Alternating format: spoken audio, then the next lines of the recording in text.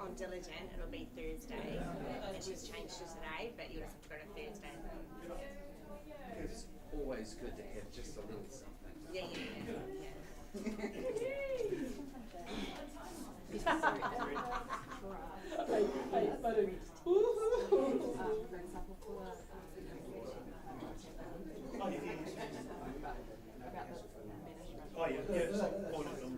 I've got two possible changes that we can do to respond to that. She'd like to show them that when they speak to say, this is. Can we bring up the recommendations on the screen? Yes. And it's the recommendations.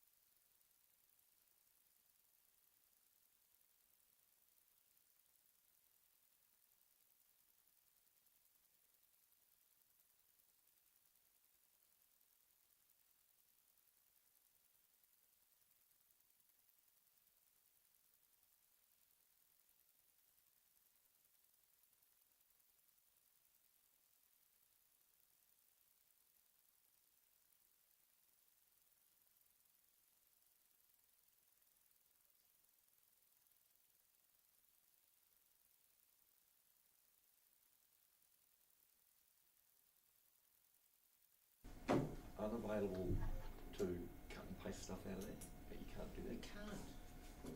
Oh, I I've thought you never guys been had. able to.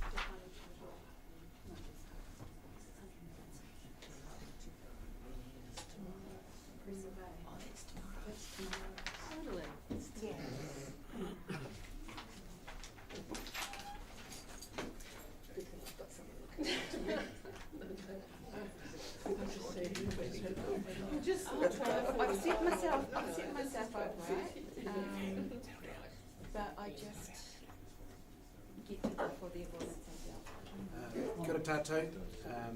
I now declare the meeting of Motutere Recreation Reserve Management Plan Committee meeting, 27th of November, open. I'm just going to ask member Maru Maniapoto to just do a mihi and a karakia for opening our meeting. Kia ora.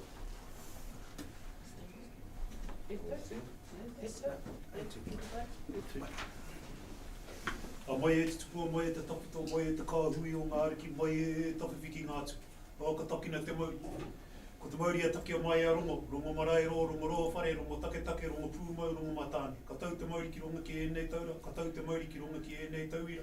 Kia tihawa i roto, kia mārama ki roto, kia tau ko te aia, no rongo te taupanu. Au te rongo, tū te ranga wātea, rohia mai te kura kia tūtārewa ki te rangi. Whano, whano, haro mai te toki. Hau me e, hui e, tāki. Ai, tika nei tēnei wā, a hoki ngā mahara ki ngā tangata ko rupeke ki tū o tau au au. Ai, tēnei wā, ko te whānau o Aroha, ko Janatera, i tira hana ke roto i te takere o te waka. Nō reira, haere atura, hoki atu ki Hawaii nui, Hawaii roa, Hawaii pāmāmā. Ka tangihia tonu te a tātou, pō te ao, ao te pō. Me pehea tātou e kore ai te hunga, e whakaawe awe a tātou, e whakaawe e tonu nei a tātou. A tau aro i te pō, tau aro i te ao. Tātou, ngā waihotanga iho, tēnei te mihi atu ki a tātou, e whakawhaiti mai nei, i tēnei ahi, kia matapaki, i tēnei kaupapa, whakaharahara ke mui i tō tātou warawara. Nō reira, i tika ana, kia whai whakaro mō ngā tangata katoa, i ngā taukoa tahake nei. Nā reira, kia tātou, are ngā taringa, tuheranga ngā kau, whakarongo ki ngā tangata ahakoa ko wai, no ngā titerangi mai, ngā kaihopuni mai, te hāpuri mai, tānei. Nā reira, e mihi ana ki a tātou, huri no i tō tātou whare, tēnā tātou katoa. Kau. Kia ora Maru. I'll just quickly do the housekeeping. So the toilets are halfway down the stairs, if anybody needs to use those. In an emergency, please meet outside the church next door. Tea, coffee and water is available at the back of the public gallery, and we may have some morning tea that was supplied by Auntie Freda Cook at the intermission break. So looking forward to that. So just want to do a quick around the table. So I might start with you, Erin, if you just all start. Oh, sorry, introductions. Introductions, just a quick introduction. Thank you.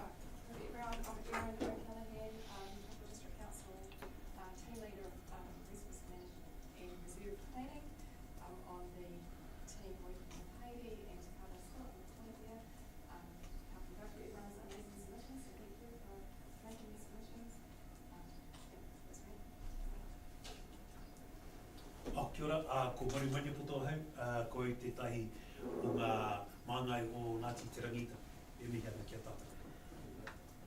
Kia ora koutou, Sandra Greenslade. I'm the Taupo District Councillor for the Turangi-Tongariro ward in which this reserve is based. Tēnā koutou katoa te whānau, ko Aroha French Arahau, no tūwhare toa. Tēnā tātou katoa.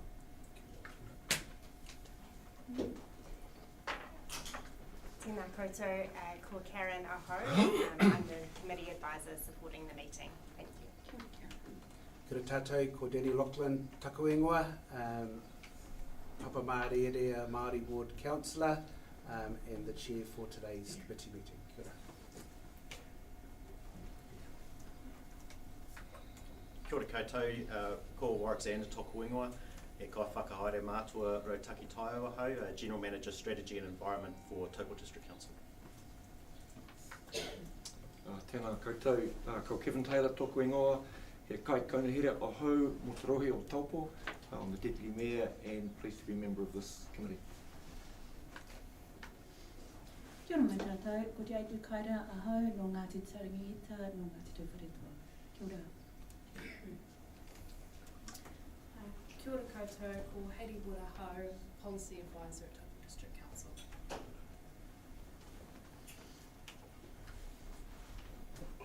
Just a reminder to turn off your mics when you finish. Kia ora. So just a reminder that this hui is being live streamed and it will be uploaded to Council's YouTube channel. Council staff are also present on our Microsoft Teams, as some members of the public will present on Teams who cannot be in person today. I would move to the next item, which is apologies. We have an apology from Mayor David Chuavis. We don't have any other apologies, so I'll just ask for a mover and a seconder. Move Sandra Greenslade, second Jade Wakaida. All those in favour say aye. Against, carried. Conflicts of interest. So I just want to note that I am a trustee on the Tūwharetoa Māori Trust Board.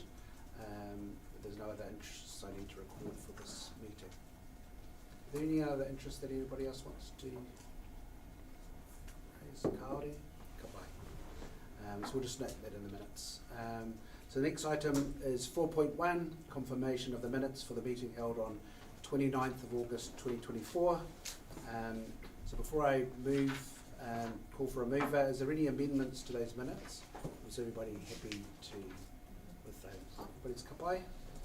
Very good. So I'll ask for a mover, please.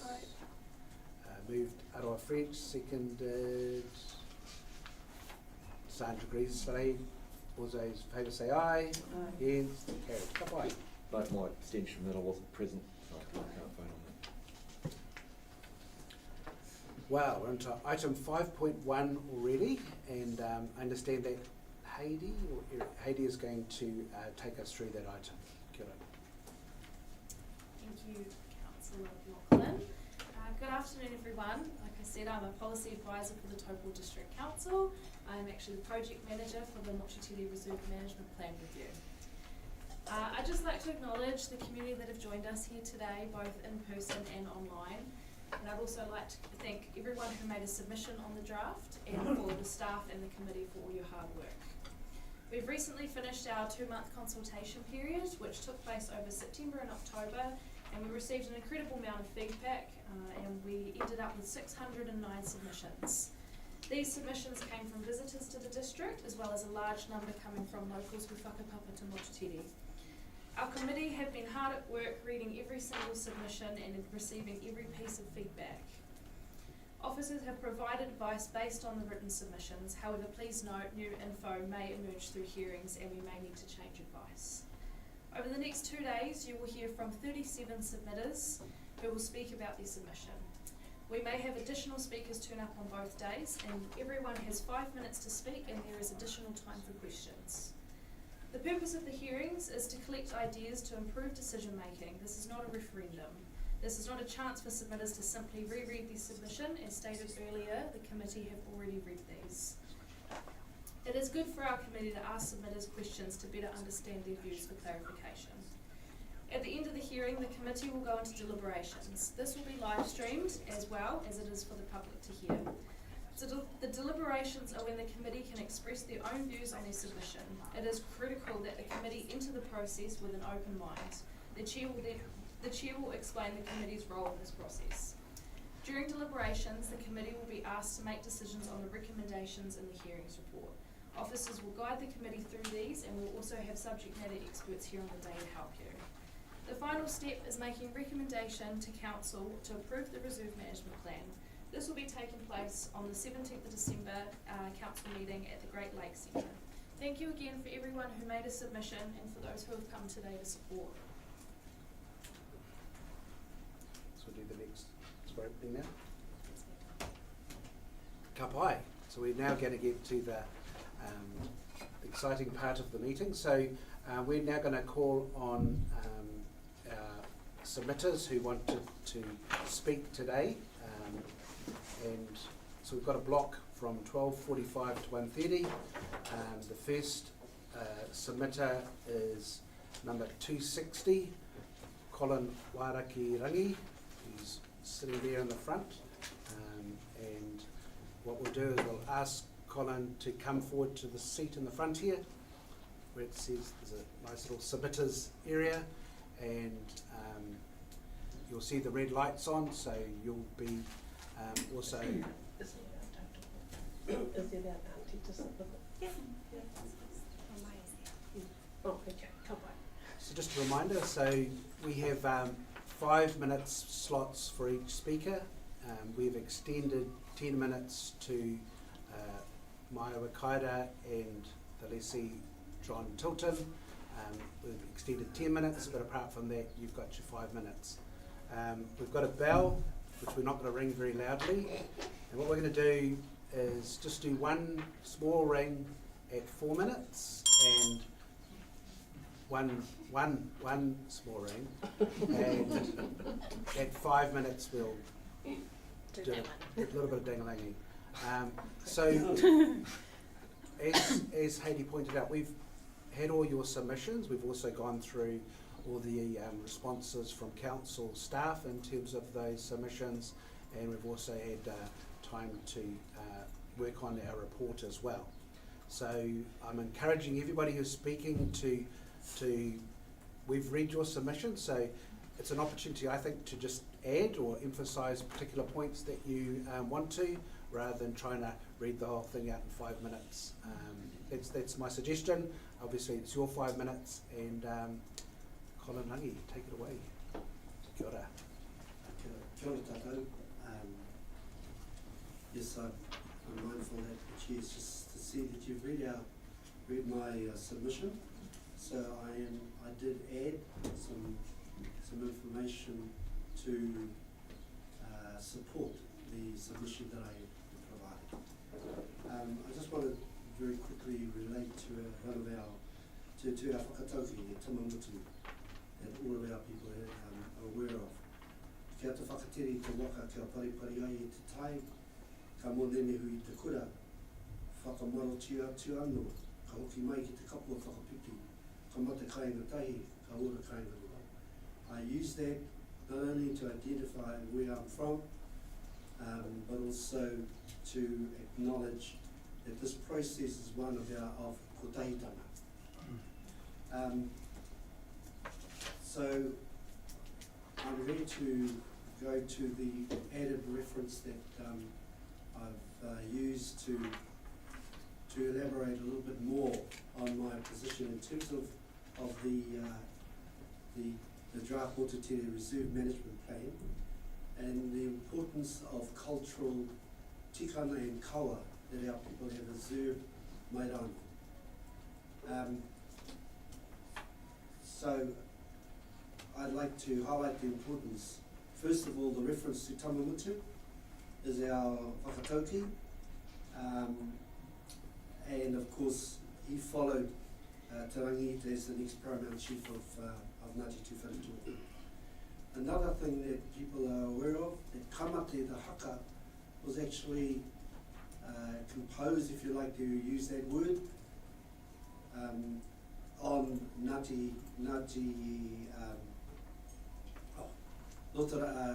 Rotoaira within the Tuwharetoa boundaries, and it was in following, say, 30 years after the haka it was composed.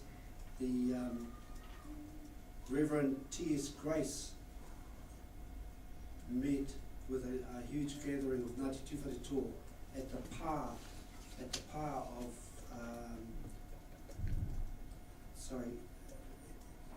at the Motutere pa.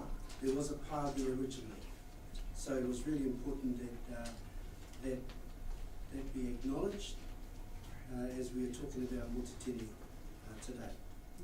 The lakeshore area from Motutere to Tauranga-Taupo has cultural significance in Ngāti Turangi-Tongariro, with reference to Mutataiko Island.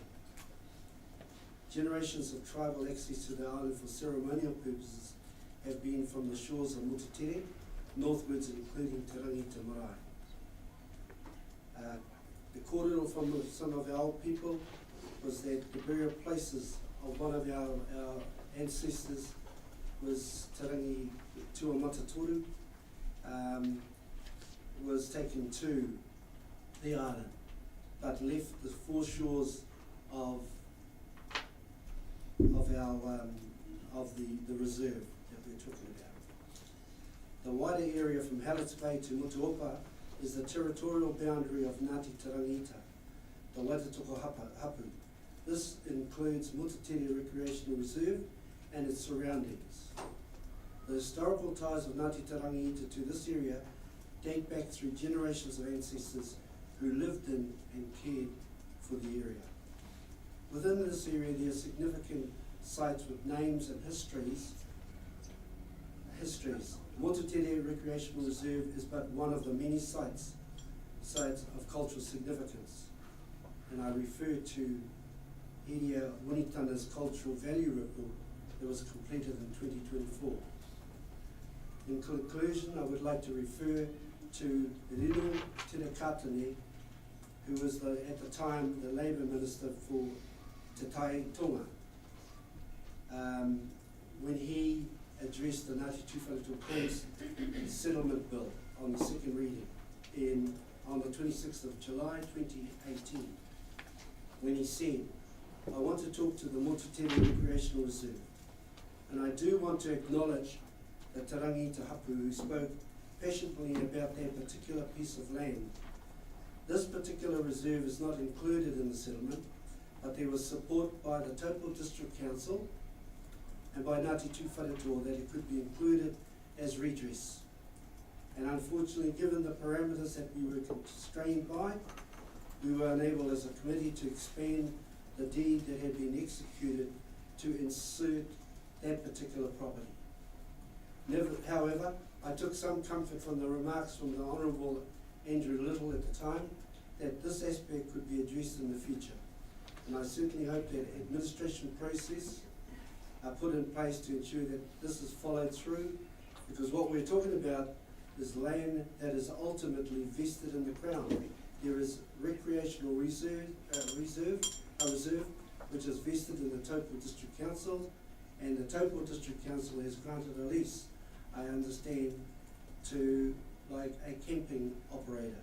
It's a camping ground. And ultimately, we would want to see the return of the underlying land, especially given all the parties agree to it. And I certainly would look forward to further progress from the Minister to ensure that this can happen. So I use that reference because it was explained when Tuwharetoa settled its treaty claim, and we're looking at a bigger picture in terms of the value, the cultural value of what that land means to us as a group. I therefore seek that the Motutere Reserve Management Plan includes a direction that there is to be no lakeshore camping at Motutere Bay from 2038 on expiry of the existing campground lease. I support the Ngāti Turangi-Ita Ki Waitatoko Hapu submission on the balance of the draft Motutere Reserve Management Plan issues. And so, thank you very much for giving me the time to add further to my submission. Kia ora taka. Kia ora, Colin. So at this point, I asked our team here if there's any questions of clarification that they might want to have in terms of your kōrero. I mean, I've had your written one and I've listened to the beautiful kōrero you just done now. But is there any questions of clarification from the committee? Comment, Chair. Kia ora, Colin. I just want to make comment rather than a question of clarification. The fact that you mentioned what was said in the House by Andrew Little in 2018, because that particular part of the settlement was a little bit strange to those of us who are new to the committee. So thank you for that clarification. I had known about it, but it's good that you mentioned it. Thank you. Te rangatira tēnā rā koe, tēnā koe mō o kupu whakahirahira. Thank you for your submission. I just want to, having read your submission and heard you today, I just want to make sure that I've captured the essence of what you were wanting to get across, so that I got that clearly. Your submission talks about Motutere Bay occupying an important cultural landmark. You talked about, as a child, playing along the foreshore and practicing whanaungatanga with whānau whānau and the hapu, and you've talked about in your submission the impact of foreshore camping on tribal practices. You also extend that to talk about your nine mokopuna and that they may not have the same experiences that you did as a child playing at Motutere Bay. So I just wanted to make sure that I've captured that, and if there was anything additional you wanted to add. Yeah, as I said, growing up and spending a lot of time over there with my queer and whānau, the kōrero at the time was around, for example, there was a specific rock on the foreshore a little bit further north of Motutere that was used to hold our rangatira tūpapaku before they went to the island. And so that was a very special, although it didn't happen in my I was there, but it was certainly repeated and talked about by our elders. And so Motutere was really the part of the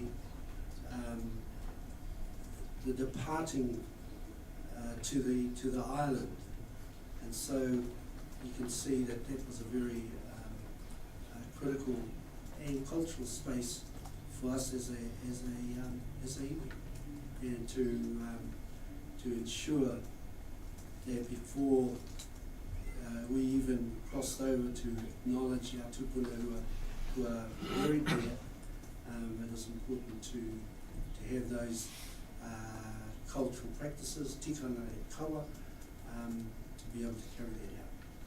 Tēnā koe. Ka pai, Colin. Thank you very much for your presentation. Very informative. The next submitter who's speaking today is Christine Shane. I hope I've got that surname correct. Submission number 582. Very, very comprehensive submission too, I see. I want to just introduce yourself and then do your submission if you can. Thank you. Tēnā koutou katoa, ko Christine Shane tōku ingoa. Kona Ngāti Pākehā te iwi. Why am I here? Obviously can I acknowledge Te Whare Toa, Rohi, and in particular I want to acknowledge Ngāti Turangi-Tongariro given the kaupapa of today. Why am I here? I moved to Taupo with my parents and siblings in 1969, quite a long time ago. My mother already had two siblings of hers working here, so there was a connection. But until very recently, I had limited knowledge of the history of this place, and especially pre-European history. In the course of learning te reo at Waitatoka, I also learned about the history and places of cultural significance to Ngāti Turangi-Tongariro ki Waitatoka. I'm now aware of things I would like to have known decades ago, and which I think all who live in this rohi need to be aware of, but all too often we don't, especially the non-Māori, I should say. So I wrote my submission without knowing what would be in any other submission, but I have read all of them, all 608 was, I think it was. From that I can see that many other people have said much more intelligently and eloquently than me what is needed for managing Motutere Reserve in a way that upholds the mana of Ngāti Turangi-Tongariro ki Waitatoka. I have every confidence that if the reserve management plan upholds the mana of Ngāti Turangi-Tongariro, then there will be that respect for recreation that so many more people, current and future generations, will be able to enjoy in that place. So, trying to be quick, 5 points I wanted to make. I think so many submitters have talked about how special it is, and I think the reserve management plan really needs to do even more to acknowledge that special quality of Motutere Bay and the area. I support the greatest public enjoyment that is respectful of its cultural significance. I do agree with day use. That might not have been that was a bit confusing in my submission, I think. but I support it as part of transitioning as quickly as possible to removal of lakeshore camping. So secondly, the next point I want to make, some submitters who have been privileged to have had decades of camping access for their families clearly value the connection they have with Motutere Bay. But it puzzles me and saddens me that sometimes they didn't recognise the connection, the much longer and deeper cultural connection of Ngāti Turangi-Tongariro and of Te Tiriti, which gives all non-Māori a place in Aotearoa. Reading the submissions, I was struck by the strength of support for removal of lakeshore camping and expansion of public access on the lakeshore, which I support. Over the decades, I've been privileged to enjoy spending time beside, in, on Taupo-Moana, but I've also seen the changes in the amount and type of access and use. And it's not just Motutere that is under pressure, but all of Taupo-Moana. Planning documents such as the Reserve Management Plan are important tools for managing this growing pressure. I note that Taupo District Council, and this was just more recently after my submission, Taupo District Council is currently consulting on the draft future development strategy, which anticipates population growth of more than 25,000. We can expect continued growth in visitor numbers as well. And all of this contributes to more demand for recreation on and in the lake, which will need managing proactively, not reactively. And we can see what a different place we're in 2024 from the current management plan when that was finalised, more than 20 years ago. We'll be in a very different place in 20 years' time. We need to anticipate that. I support the health of Taupo-Moana and other Taupo waters are facing major threats. On Monday evening, there was a very well-attended community meeting organised by Taupo Lakes and Waterways with speakers from Biosecurity New Zealand, NIWA, DOC, Mercury Energy Regional Council, and others to learn about the invasive clams threat. And all of these threats are really as a result of the increased human pressure. I support amendments proposed by Ngāti Turangi-Ita Ki Waitoko, Te Kotahitanga, or Ngāti Tuwharetoa Māori Trust Board and others. I support returning the land to rightful owners. That was awesome. Thank you, Christine.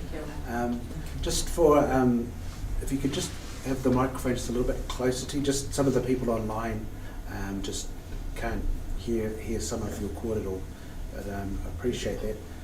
Now I'm going to go off script and just ask you is, Mere mani apoto your kaiako who's your kaiako teacher at Mere was one of them, and I want to acknowledge all the haikainga, but this wonderful person working here at Green Church, but there were many wonderful people there supporting the journey that those of us were on to do. That's awesome. Thanks, Christine. Is there any other questions or clarification from our crew? I have one. Tēnā rā koe, thank you for your submission. I just, if you wouldn't mind, I read your submission and noted your qualified support for Objective 3 and your points about uses and users. And I just wondered if you could elaborate that. I took it to mean that you support the first objective and second objective, but yeah. I think I felt that there's potentially incompatible uses. We see that with boating and swimming, for example. So I think it's important to not see all users and all uses as entirely compatible. And so that's what I mean about that proactive management. It needs to be managed for the most respectful recreational use in the first instance, consistent with the aspirations of the upholding mana of Ngāti Turangi-Ita, but also safe and I think in the end we have to really think about managing boat access. Now look, I have a couple of little boats, but I don't believe that there's going to, with the increasing number and size of boats, that it's necessarily possible for them all to be able to enter into the lake at all the places that they might want to. Thank you. Kia ora. Hi Christine, just a point of clarification, similar to a question Jade asked. In your submission on objective 3, 4 and 6, you've said you give qualified support. I just want to be clear in my mind, having read your submission, is the qualification to that support the commentary you've made subsequent to that statement on each of those? Or is there anything more you want to add to your qualified support for those 3 objectives? Just trying to find, going back to, right, again, it's about meeting a range of needs and ensuring enjoyment for all. Yeah, so that their use is compatible with objectives 1 and 2. Okay. Yeah. And that's the point I was just making, that I feel that going forward and into the next decade, there might need to be some voting access confined or removed from there. I talked about it being moved. So I just want to be sure I was clear that your qualified support is contingent upon the comments you've made subsequent to that, so that's fine. Thank you. Sorry.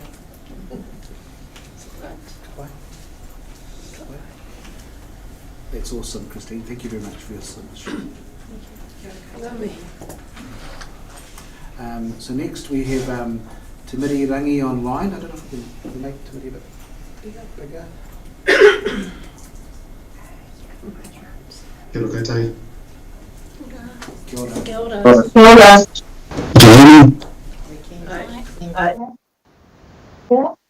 Ka wai, we can hear you. Ka wai, tihe mai riora ko Tongariro ki runga ko Taupo-Kaingaroa ko te mirirangi ahau. My name is Timothy. Here's a member of Ngāti Te Rangiita ki Waititoko Hapu e Ngāti Tūwharetoa Iwi, and a frequent visitor to my whenua and kāinga within the Taupo-Takiwa and district. I really appreciate the opportunity to present my views online to you all on the draft Motutere Reserve Management Plan. To be clear, I'm strongly opposed to lakeshore camping in Motutere Bay. I urge the council to include a direction that no lakeshore camping occurs from 2038 once the existing lease expires.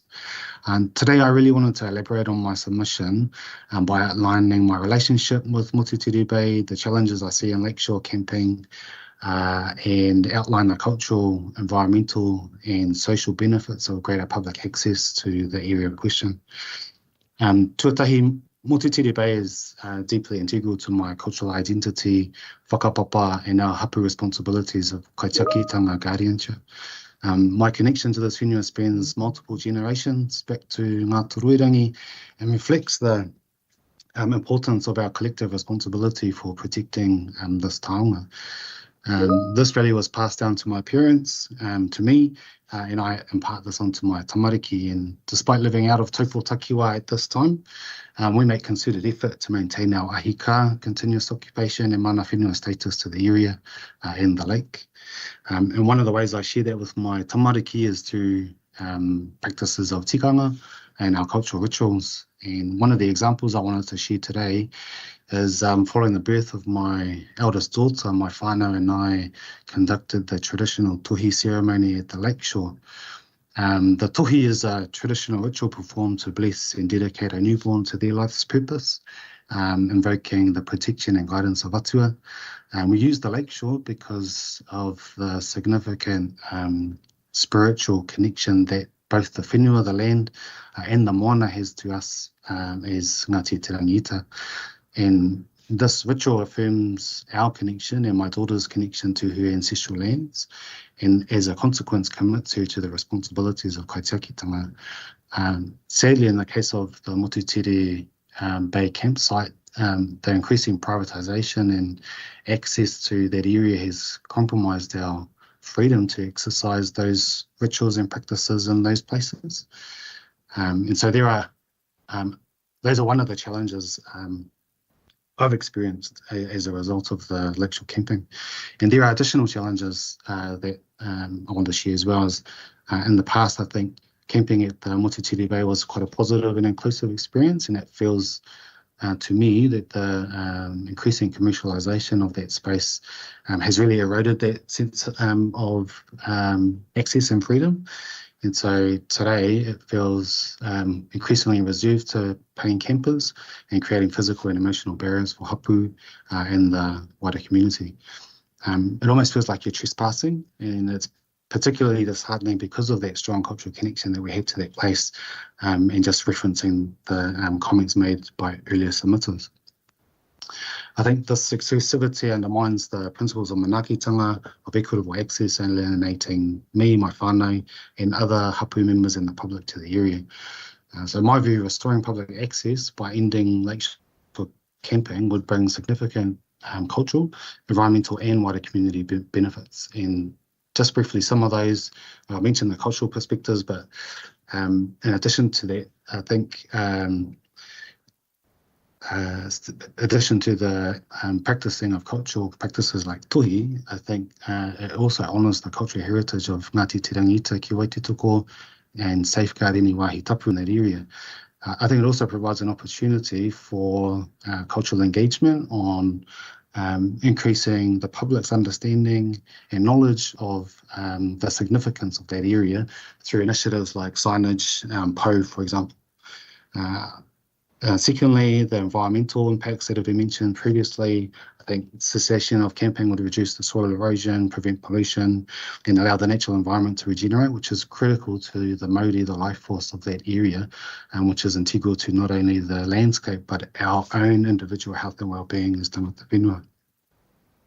And then thirdly, from a community perspective, by designating the lakeshore as a public space, locals and hapu could reconnect with this area without barriers. It's about inclusion, and I heard the word kotahitanga earlier, and about shared enjoyment, reinforcing our obligation to, as mana whenua, to manaakitanga and the way we look after manuhiri in the area. So in summary, I asked that the Motutere Reserve Management Plan include a clear direction for no lakeshore camping in Motutere Bay, and that this was managed in a way that aligns with our cultural values, environmental sustainability and equality for all New Zealanders. So I appreciate the time and considering my submission, having the opportunity to connect virtually, and I hope the Council will take this opportunity to protect and restore Motutere Bay for the benefit of our hapu, our iwi, and all New Zealanders. I rungi aua mihi tēnā koutou, tēnā koutou, tēnā koutou katoa.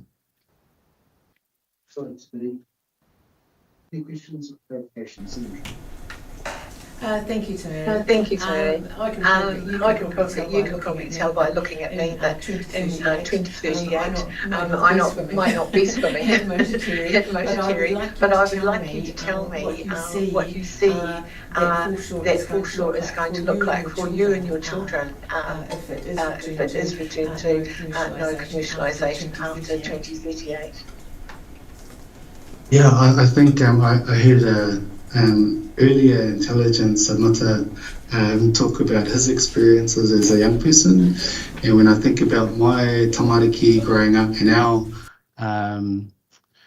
our living away from home and the opportunity to go back there to create reignite those relationships with those places is important. Not only for the memories, but it's essential to our well-being, and our connection to our landscapes is critical to being well and understanding our place in the world.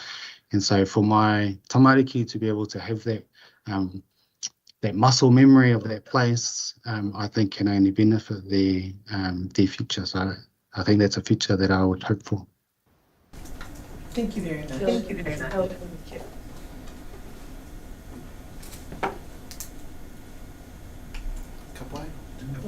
Thank you very much. Thank you very much, Tamara. And look forward to seeing you again. Okay, the next speaker is Joanne Terry. That's submitted number 430. So Joanna,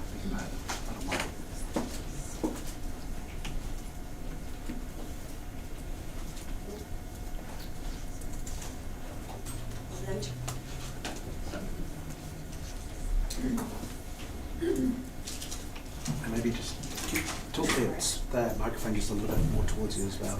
Is that close enough? Come by. Thank you for giving me the opportunity to talk to my submission, and it's truly humbling to listen to the previous speakers. I am feel a little bit like this is not going to be quite as eloquent as they are. But my name is Joanna Terry. I am from a family that has been camping at Motutere Bay for the last 52 years. It's where our family feel, as the local iwi obviously do as well, feel a connection with, and our family meet from all over the world at this place every holiday, every year. We feel passionate about it. We feel that it also is part of our souls as well. It's, you know, for our lives, it's been a very important place for us and for our children and now our grandchildren. We have the 5th generation coming this year to stay there and enjoy the land and the lake. We want to acknowledge that we do respect the area, that we are very considerate of and understand the significance of the iwi's past there, and that, but also that there's not a lot of information around the area for people who come in to understand what significance it has. I'd like to speak sort of for all the campers, because I know there aren't very many who have submitted that are talking, and I think that the reason for that is that they feel that it's already a done deal, that their contribution is not going to have any effect on it. But I do feel, and my husband, we feel that if we don't say how we feel and how important it is to us, then we're letting ourselves down. So thank you for listening. As you've been told already, the lease expires in 2038, and we accept that the contract to maintain the bay will be up for a review with that lease. We come here today to request that you do not deny the rest of the lease period camping on the foreshore. The proposed alternate camping areas do not allow for all the thousands of campers who currently enjoy the lakefront, arguably one of the most amazing camp spots in New Zealand. People come from all over the world to enjoy this beautiful spot. Two important points have been maybe misrepresented. Firstly, the area is not available to the public currently. That's not true, because people from the public and the tourists are coming to the lake, to Motutere Bay all the time. That people that don't camp, obviously people that do, but people that don't camp are there. They bring their boats in, they park, they come and camp, they come and picnic, they swim. It's already open to the public, and you may feel that it's not, but the campers are very welcoming. We often, if someone's camping and parked up in front of us with their boat, or they're having a picnic, we'll talk to them, we'll invite them in, we'll sit with them, we'll take them for a ride on the boat. It's not, and I understand that that's not the iwi's issue, that it's there, that they feel that they can't, have it to do their traditions, and I do understand that, but maybe there is a compromise somewhere. The second is that it's suggested that the camping is causing erosion of the area. In our experience over the last 52 years, the only erosion that has happened to the foreshore is when the lake has been left high, and then the weather gets up and it erodes the foreshore.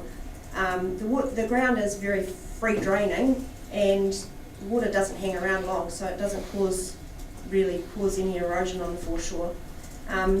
The alternate camping area up the top, I would say that installing new camping areas at the top of the camp are far more likely to cause erosion than being on the lakefront.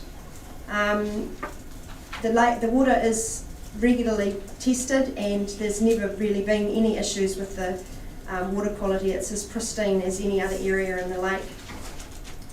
By closing the picnic area around the corner, you're moving the problem from one area to another.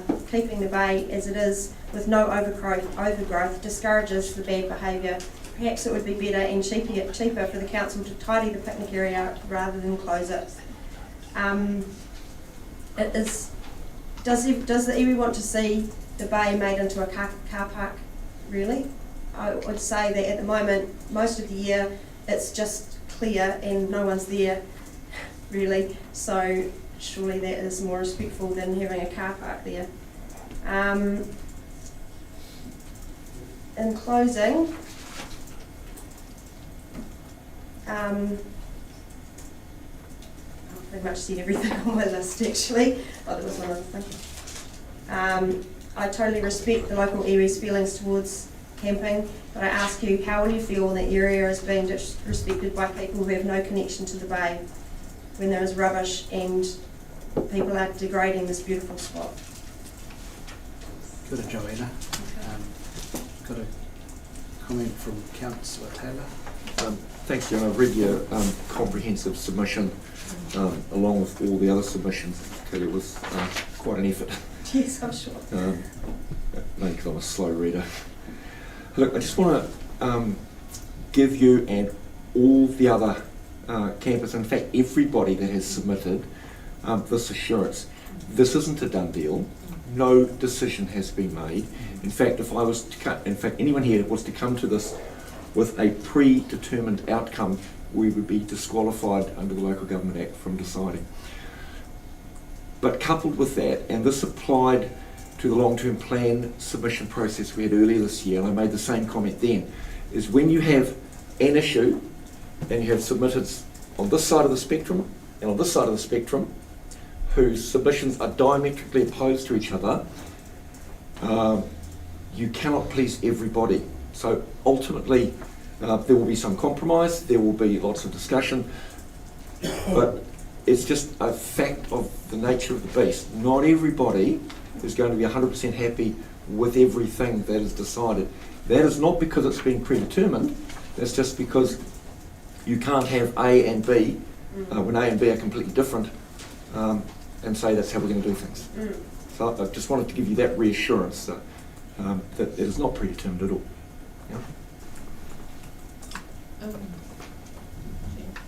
Thank you, Joanna. And clearly you do speak for a lot of people who've had wonderful holidays over the years, and no one would ever argue with that. I have read somewhere in your submission, and I can't find it now, but I made a note. There's no intention to close anything. You see somewhere it would be a shame for it to be closed. There's no intention for it to be closed. I think what we're trying to do at this point is look at ways for the future and going forward, but I would honestly say I don't see any intention on anybody's part to close anything. It will possibly change, but not close. So it's on page 4. It's on page 4. I did read it. Yeah, I did read it somewhere, but yeah. So just be assured of that particular point. But an excellent submission, which you obviously spend a lot of time doing, and thank you very much for coming. Tēnā koe, thank you for your submission. I just have a few questions in relation to your submission on proposed Area 1 and 2. Can you just remind me? I don't think. Yep, sure. Proposed Area 1 was the tourist accommodation. Yep. And you talked about there needing to be extensive landscaping to prepare it for camping. That's one of them. And the other one was the recreation area. But well, I'm grateful that you've made these points, as we did go for a site visit and saw where the areas would likely be, but not a clear, in my perspective, identification of the actual spaces. So you've made some comments around erosion and that one of the areas, Area 2, is right next to the contaminated site where the old dump was. So my point is you've obviously got more of a perspective on that. Do you have anything else to add to that in terms of areas 1 and 2? No, just that by removing the camping from the foreshore, obviously there's a lot of sites. There's hundreds of people who potentially can go, and the area that is going to be up at the top, obviously the recreation area is no camping, it's just for soccer or whatever they're going to do there. Which I don't think would be really very well used anyway, because maybe one day a year. I don't see that being a highly used area. But at the top of where they were going to landscape at the top of the camp to make more camping areas, you could never get it as big as what it is down there anyway. So, and yeah, I just feel like because it was gifted as a reserve, as a recreational area in 1926, I do feel that to keep it as that, you have to have enough area for, apart from the campers that have their caravans there all the time, the people that come and go, there needs to be room for them, because otherwise you're not really catering to everybody, to the whole of New Zealand, are you? You're not really, there has to be enough room for everybody to come. You know what, do you know what I'm saying? I do. Yeah. I don't see that just opening up that bit at the top is going to make it available to enough people. Thank you.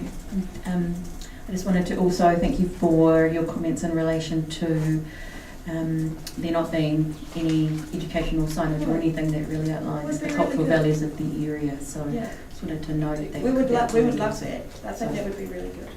Thank you. Thank you. Good, Joanna. We now have Glenn Terry. Hello, Glenn.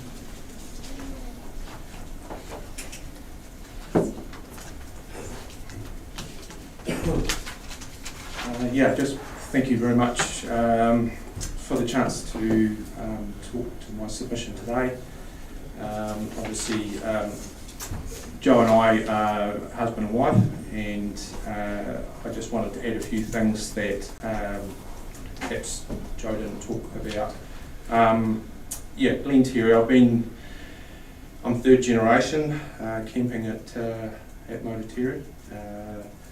It's a very special place to our family, and I just really wanted to point out a few things. I wanted to reiterate what Joe had mentioned about it being open to the public. It is a very busy place, obviously, over that Christmas New Year period, but you know, other than that sort of 3 weeks to a month, the rest of the time the camp is quite open. It's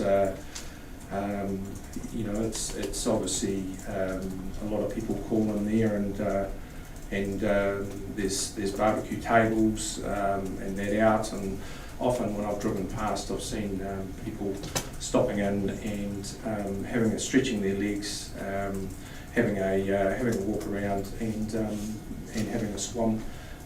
So, you know, I think it is already used for those sorts of things, and it's well maintained, and obviously really at no cost to the council. The camping people, obviously being part of the top 10 franchise, it's well looked after, and they certainly look after it well, which is no cost.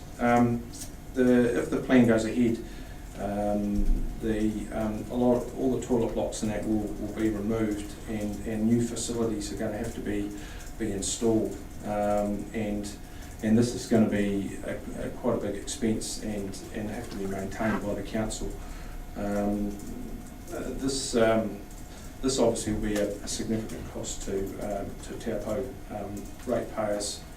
I have concerns about the proposal of turning the southern end into a swimming area, as swimmers will often tend to be attracted to the wharf and the boat ramp, which is not great. Obviously, if you're trying to put boats in and out, especially if the weather conditions come up a bit rough, we see this a lot. I mean, obviously being there for 52 years, I've seen all sorts of conditions. The lake can come up very quickly, and it can be a very exposed boat ramp, and people swimming at the wharf and around the boat ramp is you know, and that's one thing that the campers are very good at keeping an eye on that, and making sure that people know the rules and keep out of the way of the boats. It's not. We haven't had too many issues yet, but it could be quite a big problem if you have a lot more swimmers there, especially if they don't know what the rules are. Also, you know, we as campers help the boaties quite a lot with their in rough water and things like that. So it just worries me a little bit with some of the proposals that we're going to have some inexperienced people turning up, and we could see some more accidents happening.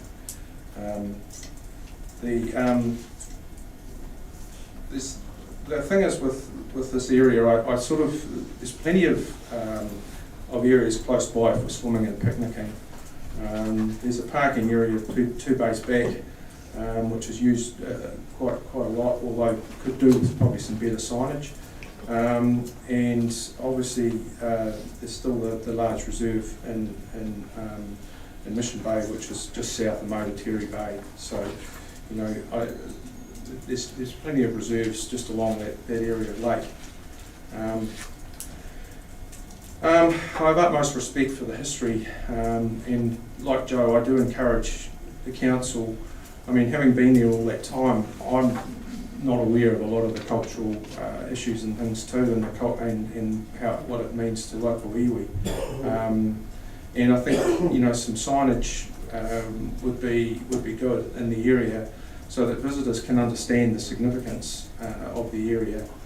I mean, people don't know what they don't know, and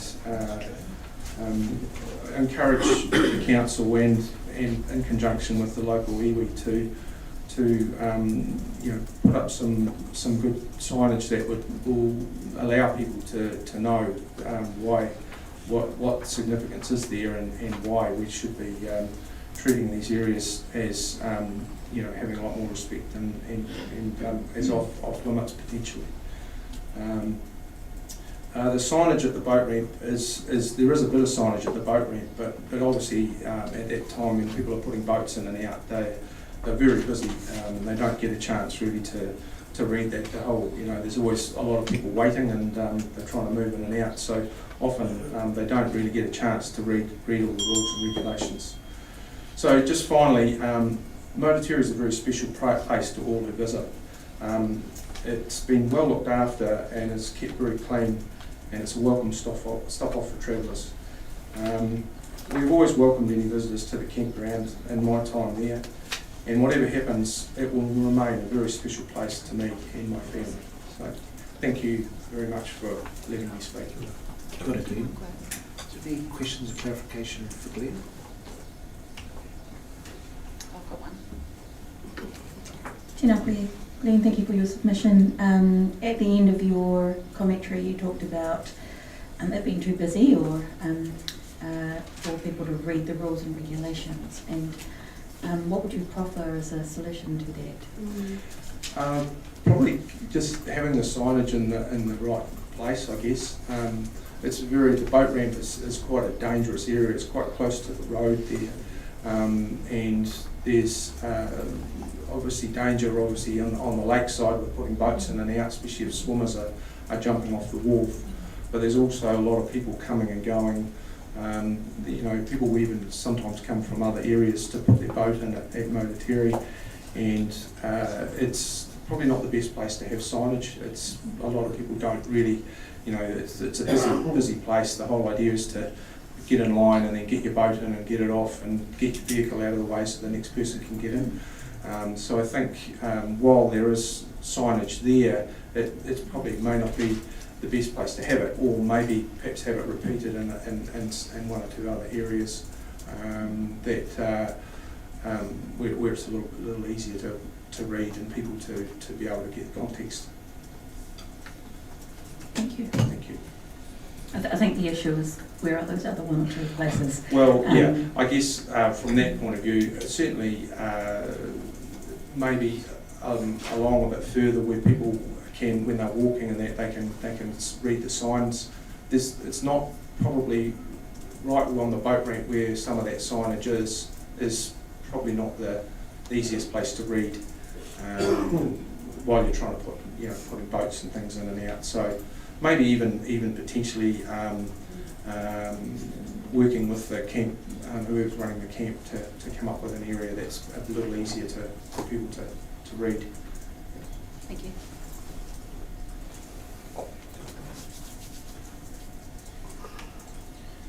Kia ora, Glenn. Thank you very much for your submission. Thank you.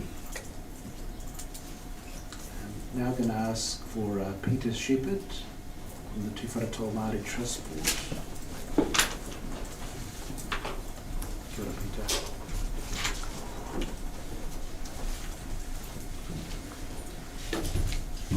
Tēnei te mihi ki a koutou, ko ki Shepherd tōku ingoa. Te kaihau te whakatai o te Whare Māori Trust. So I'm the Natural Resources Manager at the Whare Māori Trust Board. Firstly, just want to acknowledge Ngāti Turangi-Tongariro ki Waitara.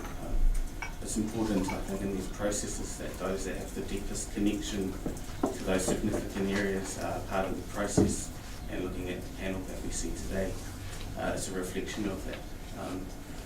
I also believe that in terms of some of the speakers that have already spoken and those that you'll hear from over the coming days, they'll start to articulate that deep felt connection to that particular space and place, and will come with noting the whakapapa connections and that deep heartfelt connection to the area, and that's very important.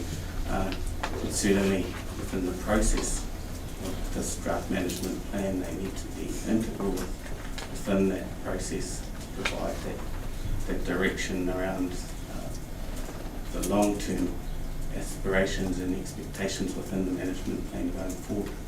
So just wanted to note that first and foremost. Also wanted to acknowledge those from Ngāti Turangi-Tongariro for providing visibility and awareness of this process for a lot of Te Whare Tō members. It's important as how we look at these areas. It's important that these management plans are put in place to try and help with the conflict that does arise on occasion. So just want to also note that too. But the purpose for coming here today was really just to provide clarification if required around the submission that the Trust Board put forward. We did want to note too as a point that the Taupo Waters Management Plan needs to be reflected within this particular management plan, as the two are very much connected. So we want to see how the draft management plan going forward will integrate those particular points that are raised within the Taupo Waters Management Plan, and how it provides for those particular interests in terms of specific management objectives and outcomes that are identified with the management plan in its entirety. So those are really the points that we just wanted to raise and provide any clarity or questions raised from the panel.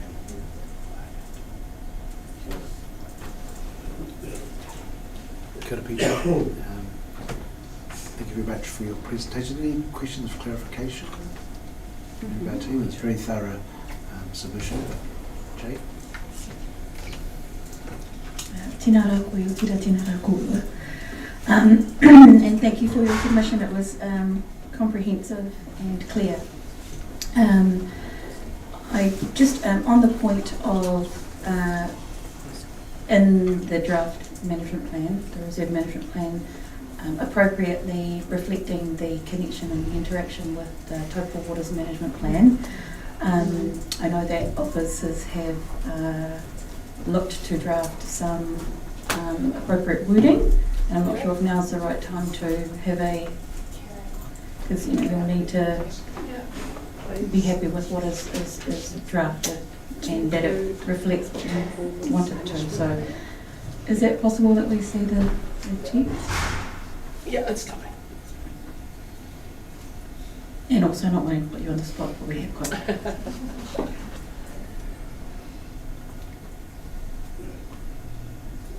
I didn't realise it wasn't in it. Did you realise that? So can I get you guys, the officers, to speak to the direct changes? Can you hear this, please? Kia ora. So what we've done is added in a new objective under the mana whenua section of the draft that you can see here on the screen. That's partnering with Te Rangi-Ita as well as the management board. I believe the submission may have also said the trust board, so we Peter just earlier, we'll probably need to do an edit to that committee, just to add the trust board as another party there that we need to work closely with. And then we have an outcome that the closed waters around Motutere Point are respected. Probably just allow questions for clarification. We're not entering into deliberation now. I'm just mindful too, my time's slipping a little bit slowly as well. Okay. But we'll note that down, and when we come to deliberations, we can have a discussion about it. Is there any other questions of clarification? Just a comment from me. Comment? Peter, thank you for the submission, comprehensive, and while I was partially aware of the Taupo management plan, you've now provided me with more reading to do, which I've done, so thank you, I think, for the additional work. Thank you very much, Peter. Rake Taiaroa, who is speaking on behalf of the Tuwharetoa Māori Trust Board and members of the Taupo-Kaingaroa Management Board.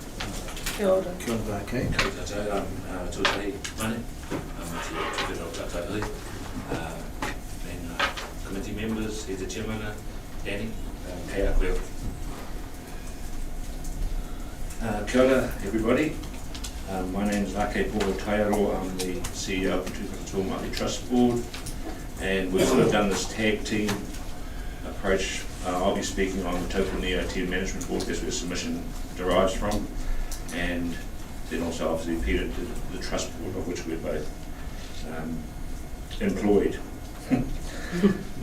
So I suppose the first thing, and for myself personally, I'm a 20th generation of Ngāti Turangi-ita, whakapapa Turangi to a Mātauranga, and so just want to put that on if there is any perceived conflict at all there.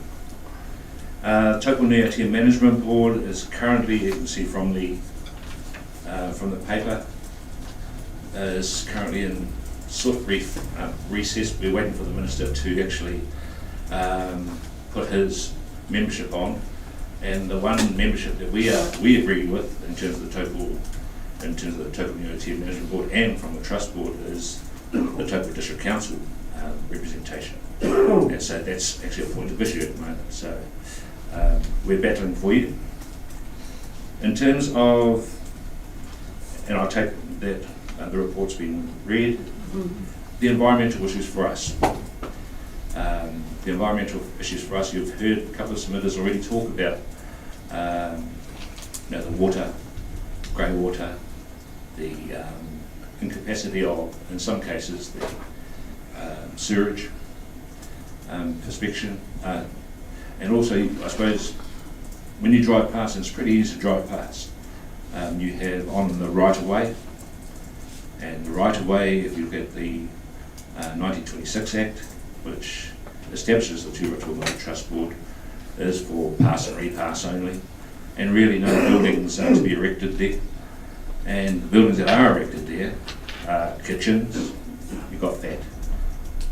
You've got toilets, and we know the product of that. And so you have also a water pump that goes from Lake Taupo up to the storage and then reused again. So from an environmental perspective, from our kōrero taia, directly you have those things on the lakeside as well as on the right-of-way, 20-metre right-of-way, establishment in 1926. So, yeah, these sound like Crown issues, but it's Crown that started this. And so, when looking through to our environmental ethics and our Taupo-Kaingaroa Management Board plan, that is under review now, these issues come to the fore, and so we take this opportunity in front of yourselves as a milestone for us to act upon. So just simply from an environmental perspective, you're at capacity. No one's got any money to extend that capacity if you're going to invite more attendance or camping, etc. No one's got any infrastructure money and won't have for a while. So let's just be straight. So from an environmental perspective, we have a worry. Taupo-Kaingaroa Management Board. From a cultural perspective, and we've had a esteemed kaumātua talk already, and I certainly won't give a detailed version. It is very, very, in some cases, very, very tapu place. I won't explain those things because that's for ourselves. But the relationship with that point and the island is very, very special. There are a number of histories that can be told to ourselves, but certainly something we can't lay on here. But please, just believe me, just the point itself is something that is very, very historic if we were to write it in the history books. But we won't. That's our business.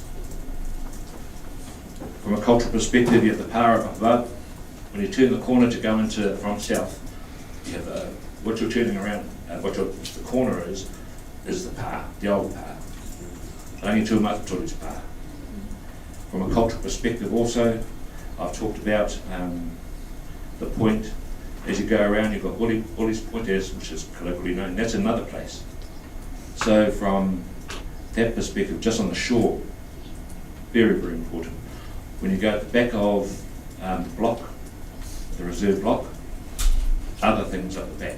So it's, from a cultural perspective, very, very, very, very tapu. And at the end of the day, that is why we actually resist the notion that it was gifted. And it was dubious practices at the time for it to go to Crown ownership. That's another story. In terms of, we have asset on Lake Taupo, which is utilised by camp, and so those are issues that council know about already, and we'll deal with those going forward. In terms of, I suppose in terms of the site also, it's a very important site for us as Ngāti Tūwharetoa in contemporary times, because in 1990 I was working for the Trust Board, and I was very, very, I was certainly not at ground level, but when it comes to the organisation, I certainly was at ground level. But I was very fortunate to be privileged to be part of a meeting or serve a meeting with Sir Hepi Te Heuheu and Jim Bolger, where it was set at Motutere in one of the houses, Jim, can I have my lake back? Jim Bolger said, we'll have a talk about it, Hepi. And that's how significant that place is in contemporary times. So that's some of the issues that we have, and I just wanted to put that last comment in because it is significant for us. I suppose when we talk about, I was interested in the quarter around it being quite dangerous, especially when you're going and you're driving past.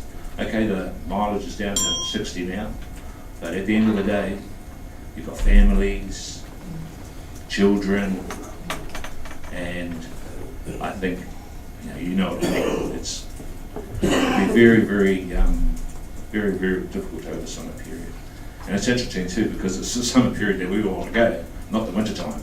So I suppose I'm probably open to questions now, Mr. Chair, and just hopefully I'll be able to give a synopsis of where we are from the, not only the Trust Board, but also the Lake Taupo Management Board. Kia ora kei. Thank you very much for your presentation. I do want to take the opportunity for clarification in terms of number 15, which talks about the safe swim zone and the jumping platform and the boat ramp jetty. So with those two capacities that you're representing today, as the Trust Board, as the legal owner, as well as Turangi-Tongariro Management Board that manages some of the non-commercial recreation stuff, are you able to share, for want of a better word, your level of comfort or not in terms of the, I mean, you'll see a lot of our submissions talks about having pontoons to keep our young people away from the jetties, to keep them safe. They don't want them run over by boats. Not asking, to provide it, but just wondering if there was any thoughts or comments that might be helpful for us in terms of our later deliberations. Yeah, I think firstly, as a boatie myself, its placement is in the wrong place. It's pretty obvious. It's right in the middle up front there. So wherever you're going to access it, when there is perhaps a time when there's no camping, it's going to be right there. People are going to be, you can see it now, people are parking along the side in terms of the boats, and that may be the area that where people may have to park their boats, etc. Park their trailers, I should say, across the road. So from that angle, that's going to be an issue. I think their needs, and don't worry, Taupo-Kaingaroa Management Board is as put in the document, is for public access. Is for public access for recreation on Lake Taupo. And so having a space there is really, really important. In terms of some of the infrastructure that's on the lake, there's a discussion to be had with, first of all, its condition, and then also how it's to be used in the future. In terms of, so you've got obviously DIA involved with the jetty, and obviously too you also have conservation. So we have a triumvirate of people we need to talk to in this issue. But primarily it's we promote public access to that site. In our view, it seems to be cluttered, unplanned, and items like you see these Eskimo things in dry parks. And then you also see the toilets, and it's basically not much room actually for too many people to have a picnic or camp when you have also the tents and the trailers and caravans, etc. Should be on the other side, if only for safety's sake. Anybody else have a question of clarification? Thank you, Rake. It was just the same question I asked to Mary, really, and listening to you talking, I think you probably already explained it, that you have a vision, as do many, that this is going to be an open space, it's going to be a safe space, it's going to be a space that everybody can access, and it will be not a place that is going to be restricted by the Trust Board or anyone else, DOC, DIA or anyone. It will continue to be accessible to anybody who wishes to use it, excluding the camping situation, which does seem to be the vision that people have got going forward. Yes, I suppose when you look at the block, it's probably only around about, this is my own guesstimate, it's about 25% of the block, that frontage, right? Yeah. A lot of room at the back. Right. And you get a better view, it's less noisy, all those simple factors. But at the end of the day, it's our primary, and I don't want to discount that, I mean, it's like Ngāti Tauranga had. Our primary issue there is the discrepancy in the ownership of that place, and that'll be another conversation. My issue around public access, that's what we promised the Crown. That's what we promised the Crown in agreement in 1992, then reassessed in 2007, public access under the Reserves Act, Section 17 of the Reserves Act. And we'll follow that, because that's what we do, we follow our word, we follow our agreements. Yes, thank you, Rake. Yes, thank you. Kia ora, Rake. Thank you very much for your presentation. So that finishes the first group of speakers. So if anybody wants to get away from the first group, happy to do that. Otherwise, I'm a little bit behind time, but not too bad. The next speaker is Anna-Lee Margaret Moore, submitter number 131. If you happy to come forward.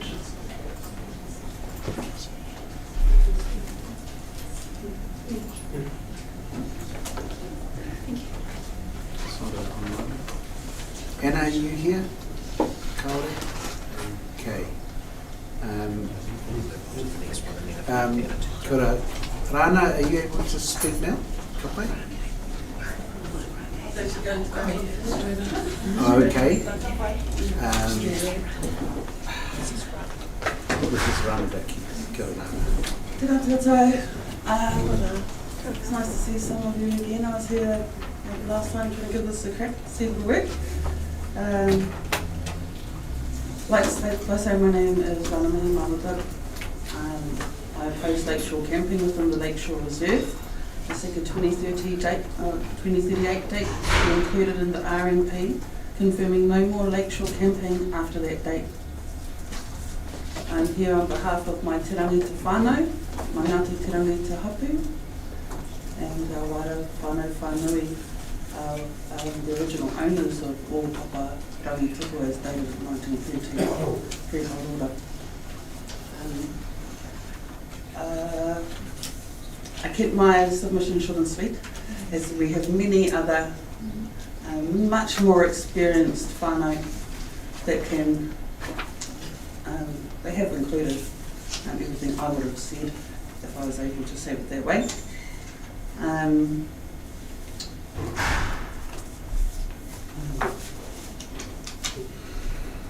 I'd just like to talk about our other speakers. Colin is correct in saying what Sir Michael Collins said. I was at the first Taupo District Council hui of Waitutoko. He said the same thing at a ratification hui at Waitutoko. And council representatives in regards to wanting to vest whenua back into Ngāti Te Rangita over multiple years. Just like to mention Christine's kororo over here. And one thing I noticed is that Joanne mentioned something about us gifting this whenua. I'd like to state that we did not gift this whenua. From my understanding, there was legislation made in 1926, if I remember the date, or something along those lines, that took this land off us and to make it into a reserve for the public. It worries me what campers over the years have been told. It's nice to know that family has been there, the Terrys have been there for over 50 years, as many others. That coincides with the time that my mother and our whānau were no longer allowed to have picnics as a child because all of a sudden it stopped. I suspect that's because maybe our whānau understands private property rights and we tend to abide by them whether we agree with them or not.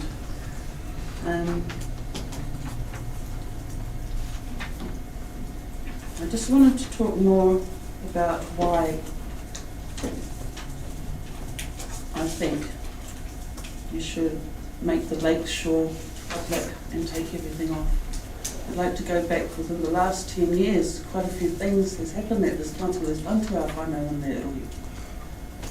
So the lease was extended during our settlement discussions with the Crown to Mr. Tilton. Not long after that, we had the bike trail that Te Risa had tried to put through our whenua without consulting us. I was at that hui as well. And then not long afterwards, you slapped all our whenua with the SNAs.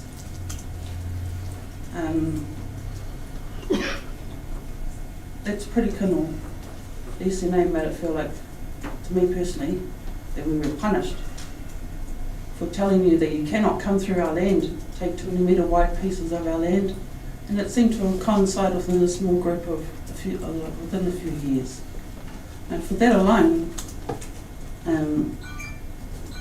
I think you should stop all camping after 2038. It's the least you can do just for that last 10-year period.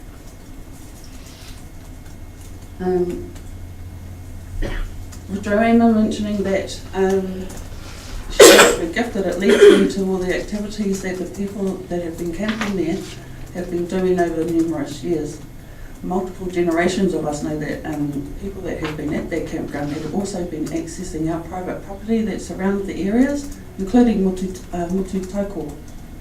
This is something many of our people have not been able to do ourselves. And like something to be done about that. If they're coming into the campground, they should be told this, because it's been occurring so much so that over decades our whānau have had to do things to protect the last of our tonga in these private land blocks of ours. And that's pretty much all I wanted to say. Thank you very much for your time, and if you have any questions in regards to the odd parts where I did say something in my submission, we'll then happy to explain those. Kia ora, Rana. That's a quick question from me. Quick question. Kia ora, Rana. Thank you for that. Look, you've said in your submission a couple of times that you've disagreed with points and you'd like to talk to us to the point. Just in particular the recreation area, so you've said you disagree and you'd like to talk. I'm just keen to hear what your korero is on that. From my personal perspective, or the other thing I must mention is I do tautoko our hapu submission and all our other trust submissions. They're all focused around our Ngāti Te Anita submission. My concern about that is if we are going to allow public access to the left of the boat ramp, how is that going to affect our whānau and Motutere point? Because there's quite a, when I was going through all the submissions, it doesn't seem to be anyone noticing that there may be overflow into our Point Street, which may affect family visiting, family on family land, and also, is that what you're talking about? I think Area 2 is within the campground, isn't it? Area 2 is the recreation part. Yeah, Area 2 is actually on the campground side of the road. It's the new area to be set aside. Oh, sorry, my apologies. That's okay. I may need reminding on what points That's it was. cool. I think I'm just worried that you may encroach onto our whenua. I'm worried that environmental issues that Rake brought up in regards to being able to sustain the extra people in those areas and how that's going to affect the, just the area in general. There's nothing really stuck out to me that showed me that you had planned for the increases up in those areas. I've been going back and forth to that area my whole life for meetings, so I've been watching that area as well, and it just makes me wonder. I must learn not to write that I disagree and put a little piece of paper in there. So I don't want to put words in your mouth, but you said a minute ago that you support the Turangi-Tongariro submission and the various tūwharetoa entities submission. Yes. You happy So to say on that? one hand, Those are quite detailed and quite specific, yes. yeah? That's why I said I should probably learn not to do that. My apologies. Because I think don't want to write down something that misrepresents what you're saying to yes, us. Sorry, so most of the time I say disagree because the actual plan as a whole, I disagree with that. Because there are multiple parts. If it was all to go through tomorrow, I disagree. There's parts that need to be done, and that's where the submission part from my whānau, where they have pointed those parts out, that's where I think those parts should slot in. Cool, thank you. Sorry. Thank you. Thank you very much, Rana. There's no substitute for an authentic voice anywhere or anything. I have just taken note of what you've said, which nobody else has commented on. What are the plans in the future for the potential increased use of that public area? That's a very, very good point. I've noted that. I'm going to just keep that in the back of my mind when we're doing our deliberations. So thank you for that. Tēnā rā koe. A moment ago, so I just wanted to, are you talking about the potential impact on Waitapu Road? Just in regards to, the it's just something little, really, yes. Related to the... So I guess the parking worries me because we have whānau down there and it's not very big. And then it's almost, from my perspective, a lot of your campers use more from the right, going up to Bully Point. That includes, it makes more sense to me. I just have concerns about the parking in relation to how many people go down there, and a lot of the activity is on the other side, going all the way to Bully Point. All the negatives and whatnot that go along there, and that's something that hasn't really been addressed over the years either, in regards to things like rubbish and boats. And then I'm worried that if it's more that side, and the public and the camp, just the effects it may have on our extra whānau, I guess. Yeah. Thank you. So I just thought I'd make Kia ora. Kia ora, Rana. So you have identified that the Area A, which is the left-hand side. That's what you're concerned about. Yeah. There was just a little one as I was going through, just concerned the overflow and how that, because I don't know how it's going to look once it actually, so it's hard for me to envision how that would work without affecting our whānau. Do you have a moimoia in terms of what you think it would look like? Like you've mentioned the left hand and the right hand side? Personally, I think it would probably be better if all of it was public. And that's why I was just saying my concern was more in relation to, because if everyone's going to pull in, if you imagine people coming around the corner know that they're allowed there, and if they can see that it's parked, it's going to cause a few issues with people swinging into our street trying to find a park. That's what I can, what I imagine may be a problem for us, that maybe people haven't quite. Thank you very much. Good, Anna. So online we've got Rachel Wakaira, and maybe someone could help bring Rachel's lovely face as well. You there, Rachel? Just, you're still muted. Oh, there you go. Kia ora. Ai, kai konei ahau. Kia ora. Kia ora tātou. Ka mihi au ki Ngāti Terangita, to Taupo District Council, those others in the room, other officials and people in the room, and to those online. Poaiau, I'm Ngāti Pākehā, as I heard someone say, third generation. I'm tangata tiriti. My connection has been strong specifically for the last 35 years to this place. We used to live in Turangi and would frequently come out every weekend, especially over summer. And, you know, this place has always been off limits. We've driven past it, we've looked at it. I honestly can say I have never, ever walked on it, never taken my children there, because it was always deemed non-public access.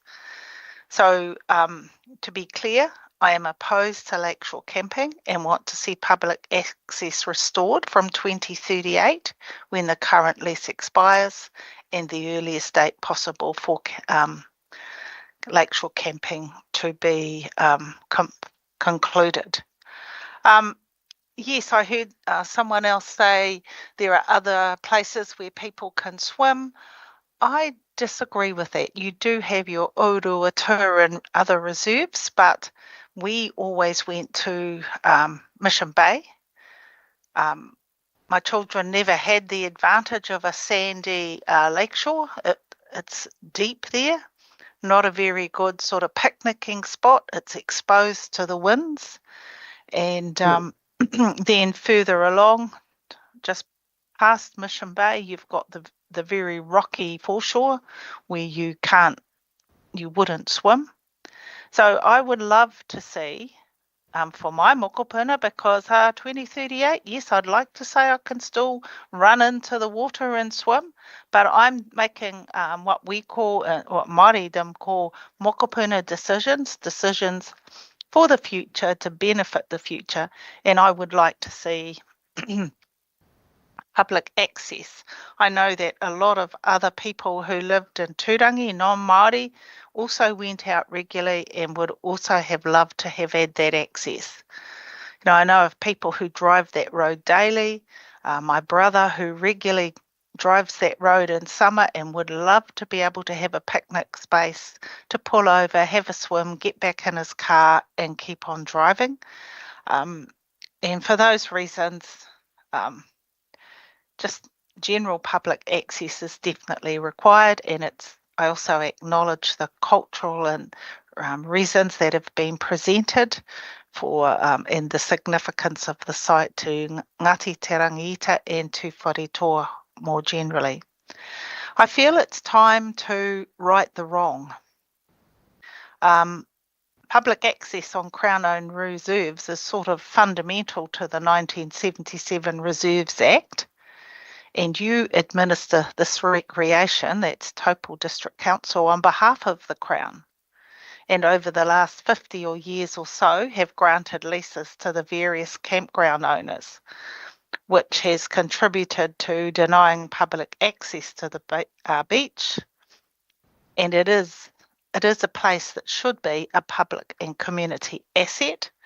I believe that currently the definition of the recreation reserve defined in the Act is that providing areas for the recreation and sporting activities and the physical welfare and enjoyment of the public, and for the protection of the natural environment and beauty of the countryside, with emphasis on the retention of open spaces and outdoor recreational activities. Well, currently that's not happening. It's a commercial venture. The only people who get the benefit of it are fee-paying campers. They have exclusive private use of the beach and foreshore, while the local hapu and the local Turangi community, who are ratepayers, and many of the hapu are also ratepayers, and general public are unable to access this area.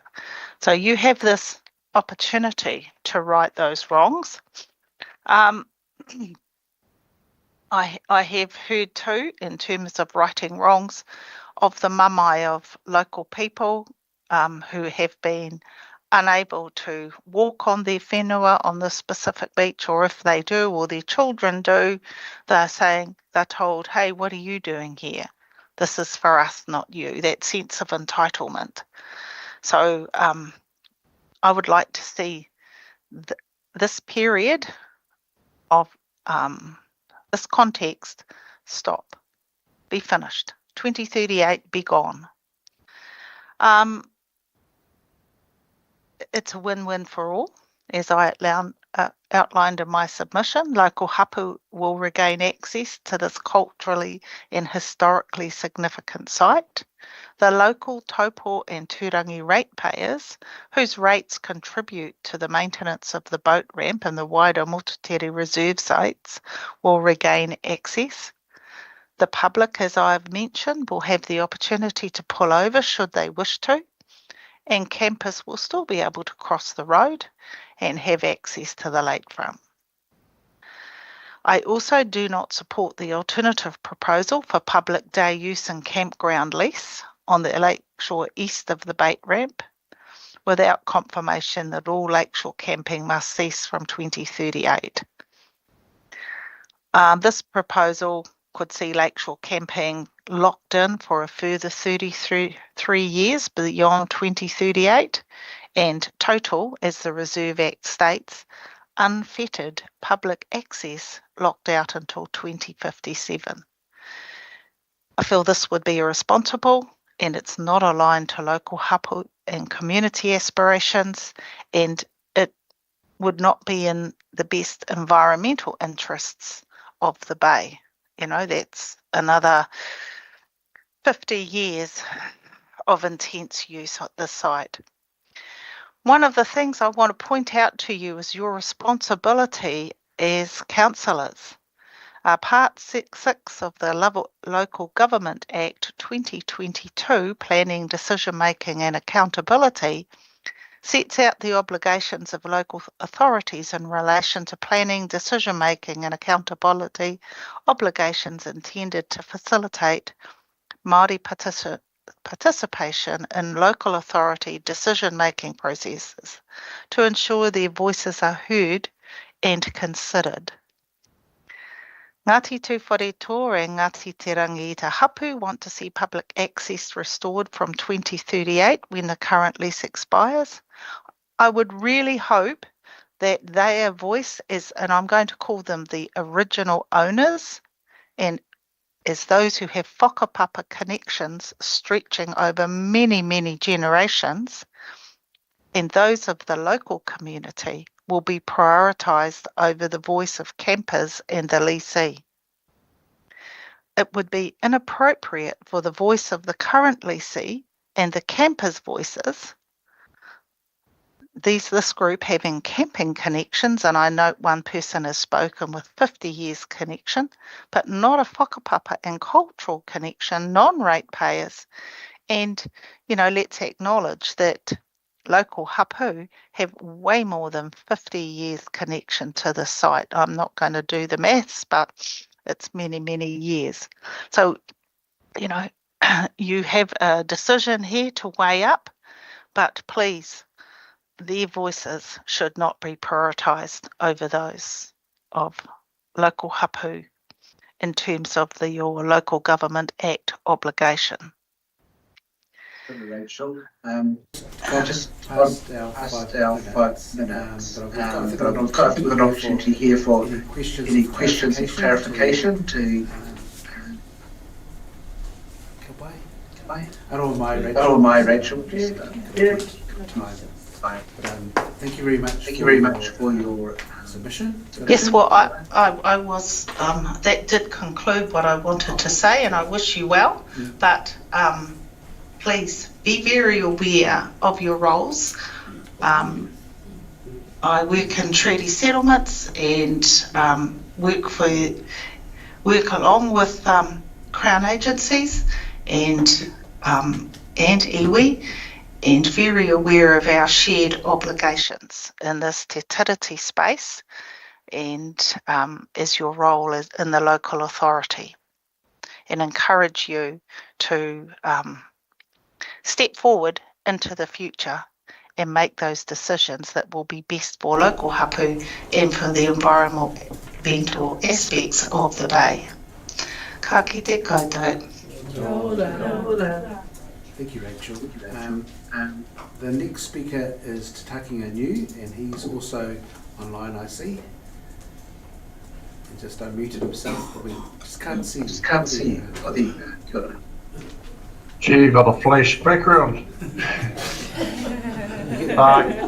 You see the back by head, so goodbye. So turn on the light. No.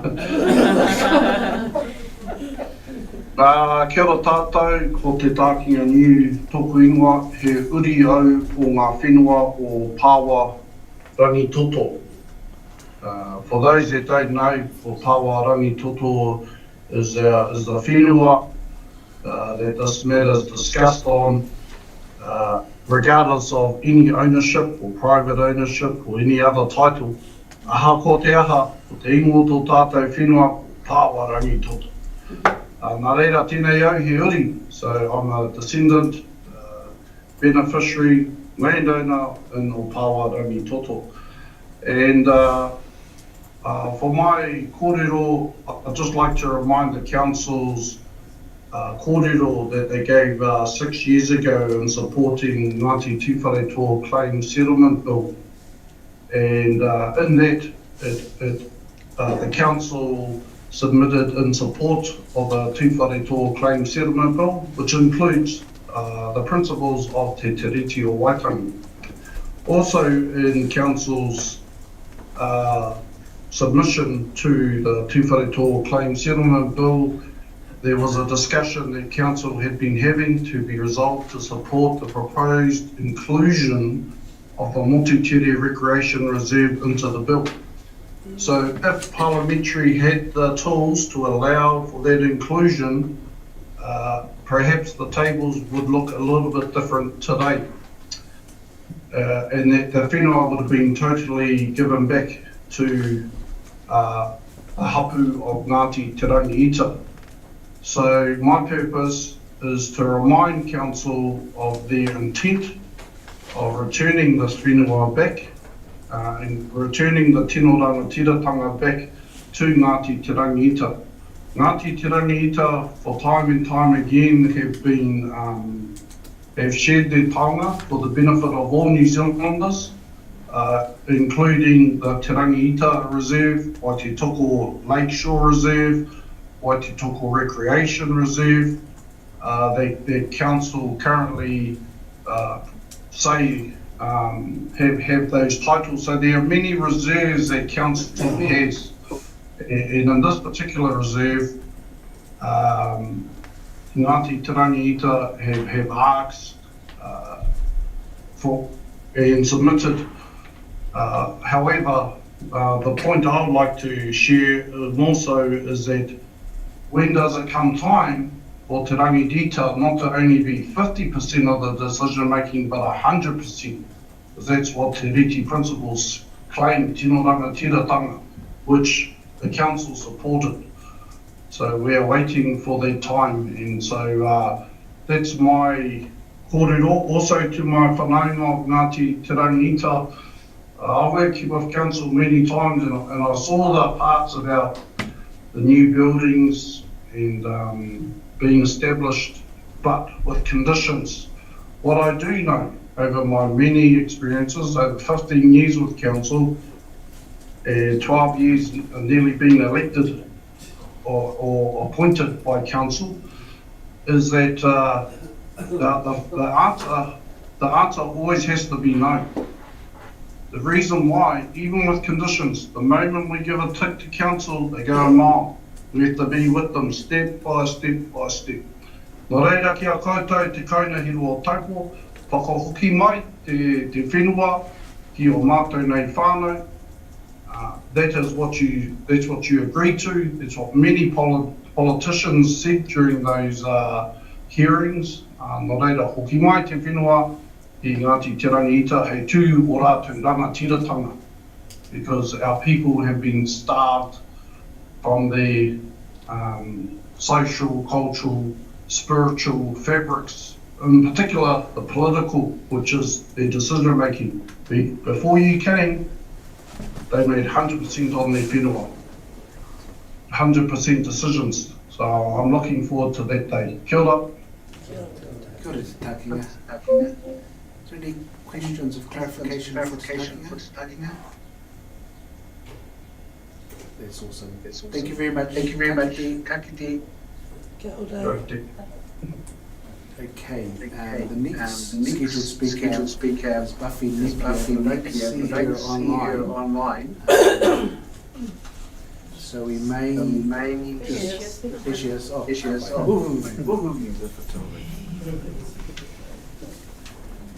Kia ora, Buffy. We just get to a little bit bigger, but introduce yourself. Kia ora.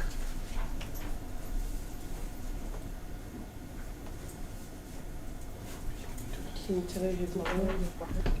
might be muted.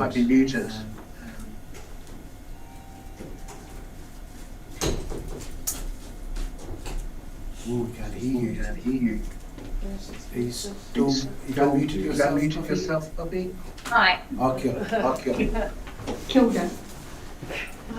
Ai o ki te nuku, ai o ki te rangi, ko te kawa ora. Wishing you all the best for today.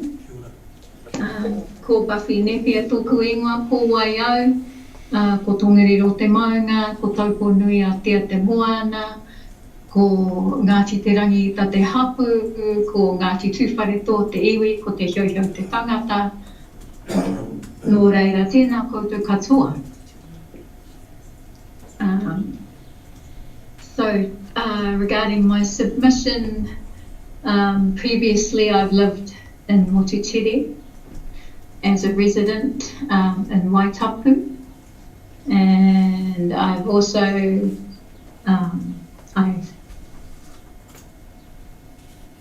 my whānau connections is similar to my whakapapa Turangi. It's our generations are from Ngāti Roirangi, so we go right back to our tupuna. And I just want to touch on when I lived in Motutere and how our tamariki used to play, and also, that's my playground.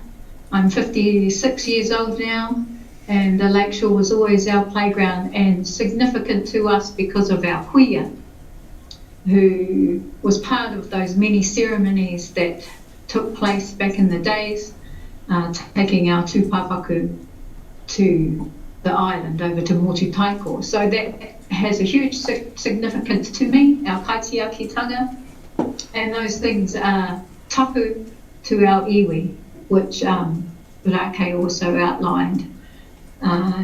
So for me, I would like to see our whenua come back, and I'm also opposed to the lakeshore camping within the Motutere Reserve, and Also, I therefore seek that the Motutere Reserve Management Plan includes a direction that there is to be no lakeshore camping at Motutere Bay from 2038 on the expiry of the existing camping ground lease.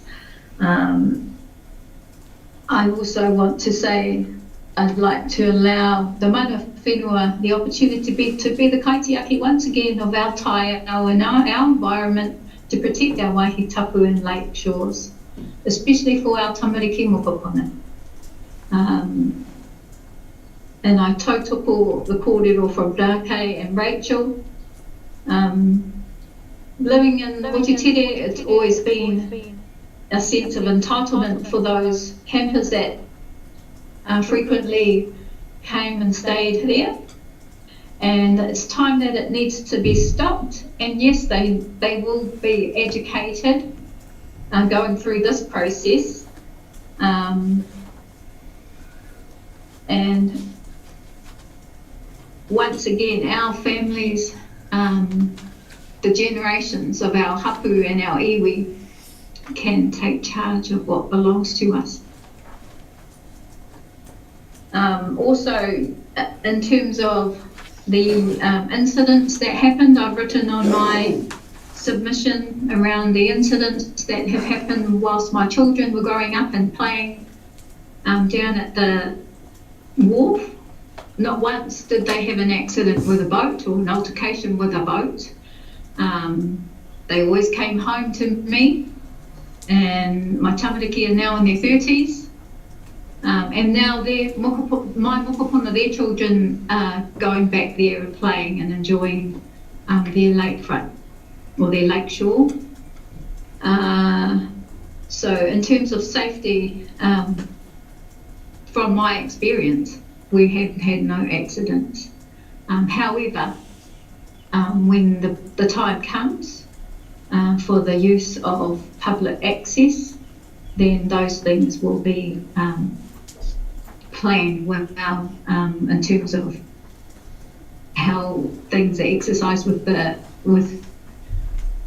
laws, I suppose, or with the trust board, who are very experienced to do that mahi and our hapu.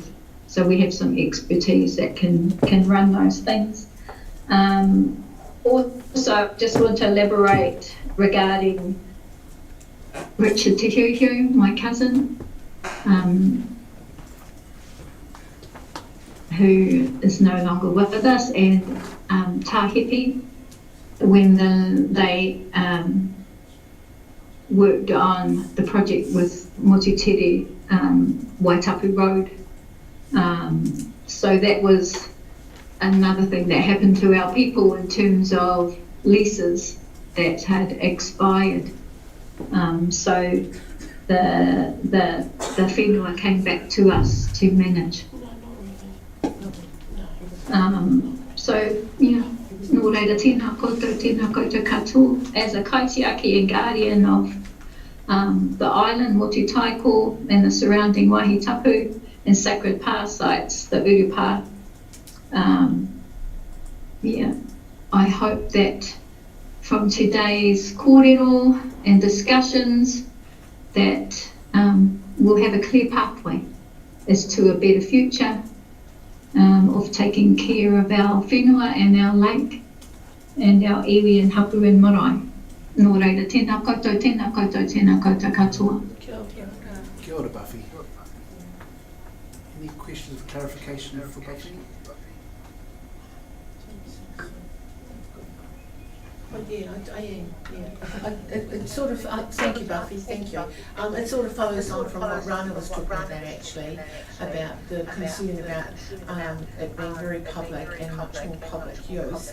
And reading your kōrero and your submission, I'm hopeful that that sort of experience won't occur or continue to occur with more public use. That is a little concerning, yeah.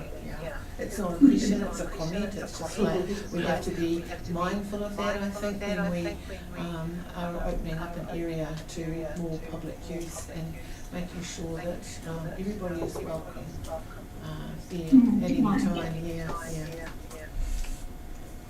Kia ora, Buffy. Kia ora. Thank you very much for your submission. Kia ora. Ngā mihi.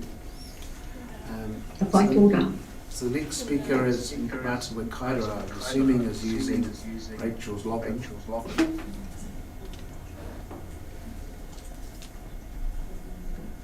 Carl? No? Should I try?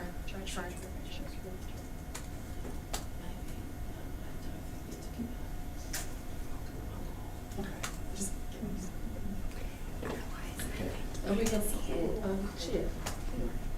Are we going to call an order? Is she? Yeah, she's here. Who's here? An award? Is there an award here? No. She was here earlier. So while we're checking on that, I'm just going to ask Edwin Wikatia, I see you're online as well. You're scheduled for tomorrow. Just double checking you're just listening to our kōrero and you'll still be with us tomorrow. Kia ora. Yes, I confirm that I'm just listening in, fly on the wall and listening intently. See you tomorrow.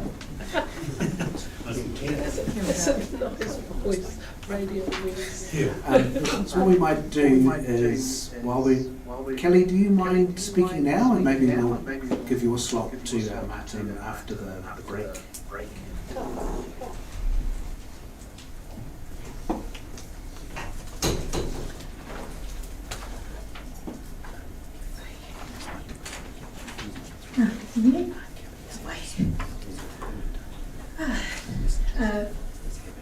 Tēnā koutou katoa, ko Kelly te hauhau ahau, hiuri ahau no Ngāti Turangi-Tongariro no Ngāti Tuparitoa. Before I proceed, I'd like to take a moment to acknowledge my auntie Jana, te hauhau, who passed away on Monday. I'd also like to acknowledge that this date is quite momentous for me. My mum, Kelly Te Hauhau Senior, passed away 3 years ago on this day. So I think that sort of, maybe the stars aligned. Because I guess leading on from that, I wear a number of hats in this situation, and one of those is carrying on her legacy and her mahi, particularly with regards to the Motutere Reserve. She was involved in discussions around the TPC settlement several years ago. One more acknowledgement I'd like to make is to the late Koro Te Kanawa, whose whakaaro and immense knowledge contributed to the cultural report that you've all seen. So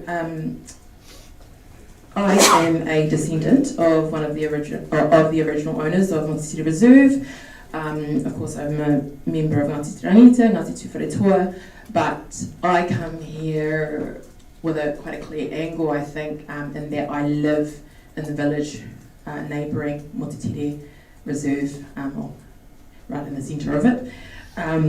So I am also a ratepayer as well. Now, I want to start by saying that I strongly support the submission by Ngāti Turangi-Tongariro on the draft reserve management plan. And while I understand that the draft reserve management plan may not directly facilitate the return of the whenua, I want to make my position clear on that will always be the goal. The goal is clear. I know that that's what we ultimately want. So on that, I want to make clear and emphasise points I made in my submission, specifically around strongly opposing lakeshore camping. Given I live directly adjacent to the reserve, I experienced firsthand the negative impacts of the campground. Every summer we're inundated by the influx of visitors, and it overwhelms our small community. And I guess to a degree, I understand that I'm one of the only current residents, speaking to my submission. Over the years, not just myself, but other whānau, we've experienced things like trespassing on our whenua, a real strong sense of entitlement from the campers, hostile situations, damage, a lot of safety concerns, even for them. You know, oftentimes, for example, we've been sitting at our whare and seen people who obviously don't know how to kayak out there on kayak, so we've had to jump out and save them. Now, I don't want to go over too much and be too repetitive on what my submission says, but as other submitters have mentioned, you know, I guess campers, or there is a perception that the lakeshore area is private property, when we all know it's not. And it's, again, creating an environment where we as mana whenua are excluded from our own whenua. Just an example of that is the fact that the entire campground is, for safety concerns, fenced, but there are no parking signs anywhere. So, yeah. Anyhow, so as a resident, I've seen how the campgrounds affected our community.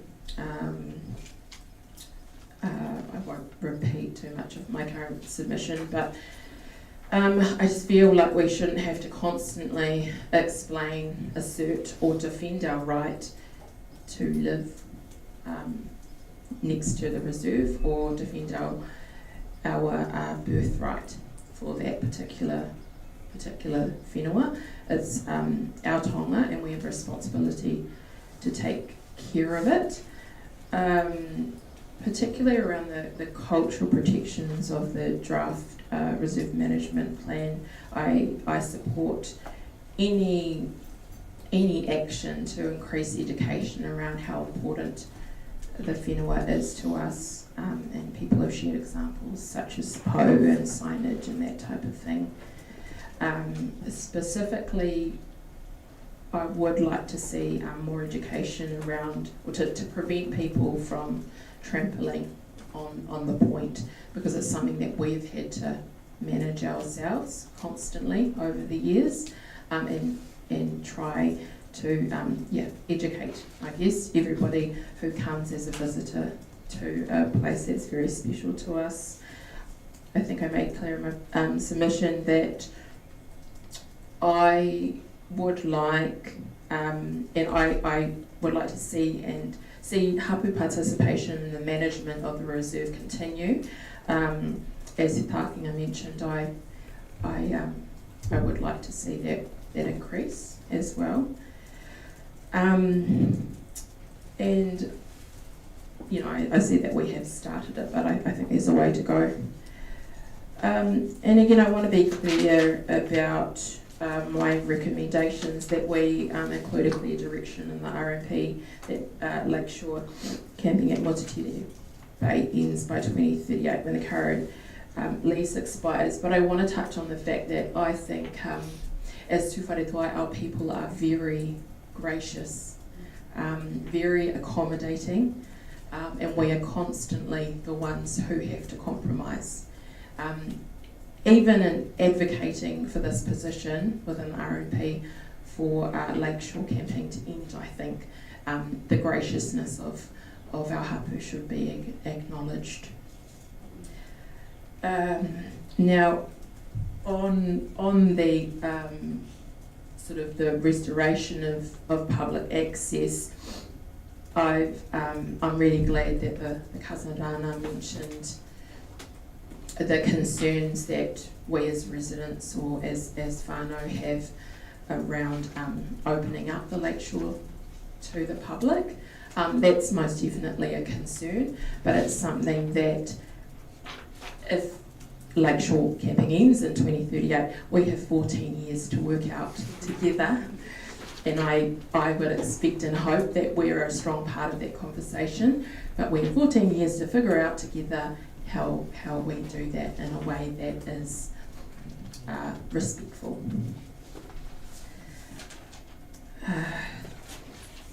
I guess that covers most of what I had to say, but I just want to reiterate that I would like you to take into consideration the points I've raised and adopt the recommendations of the hapu submission.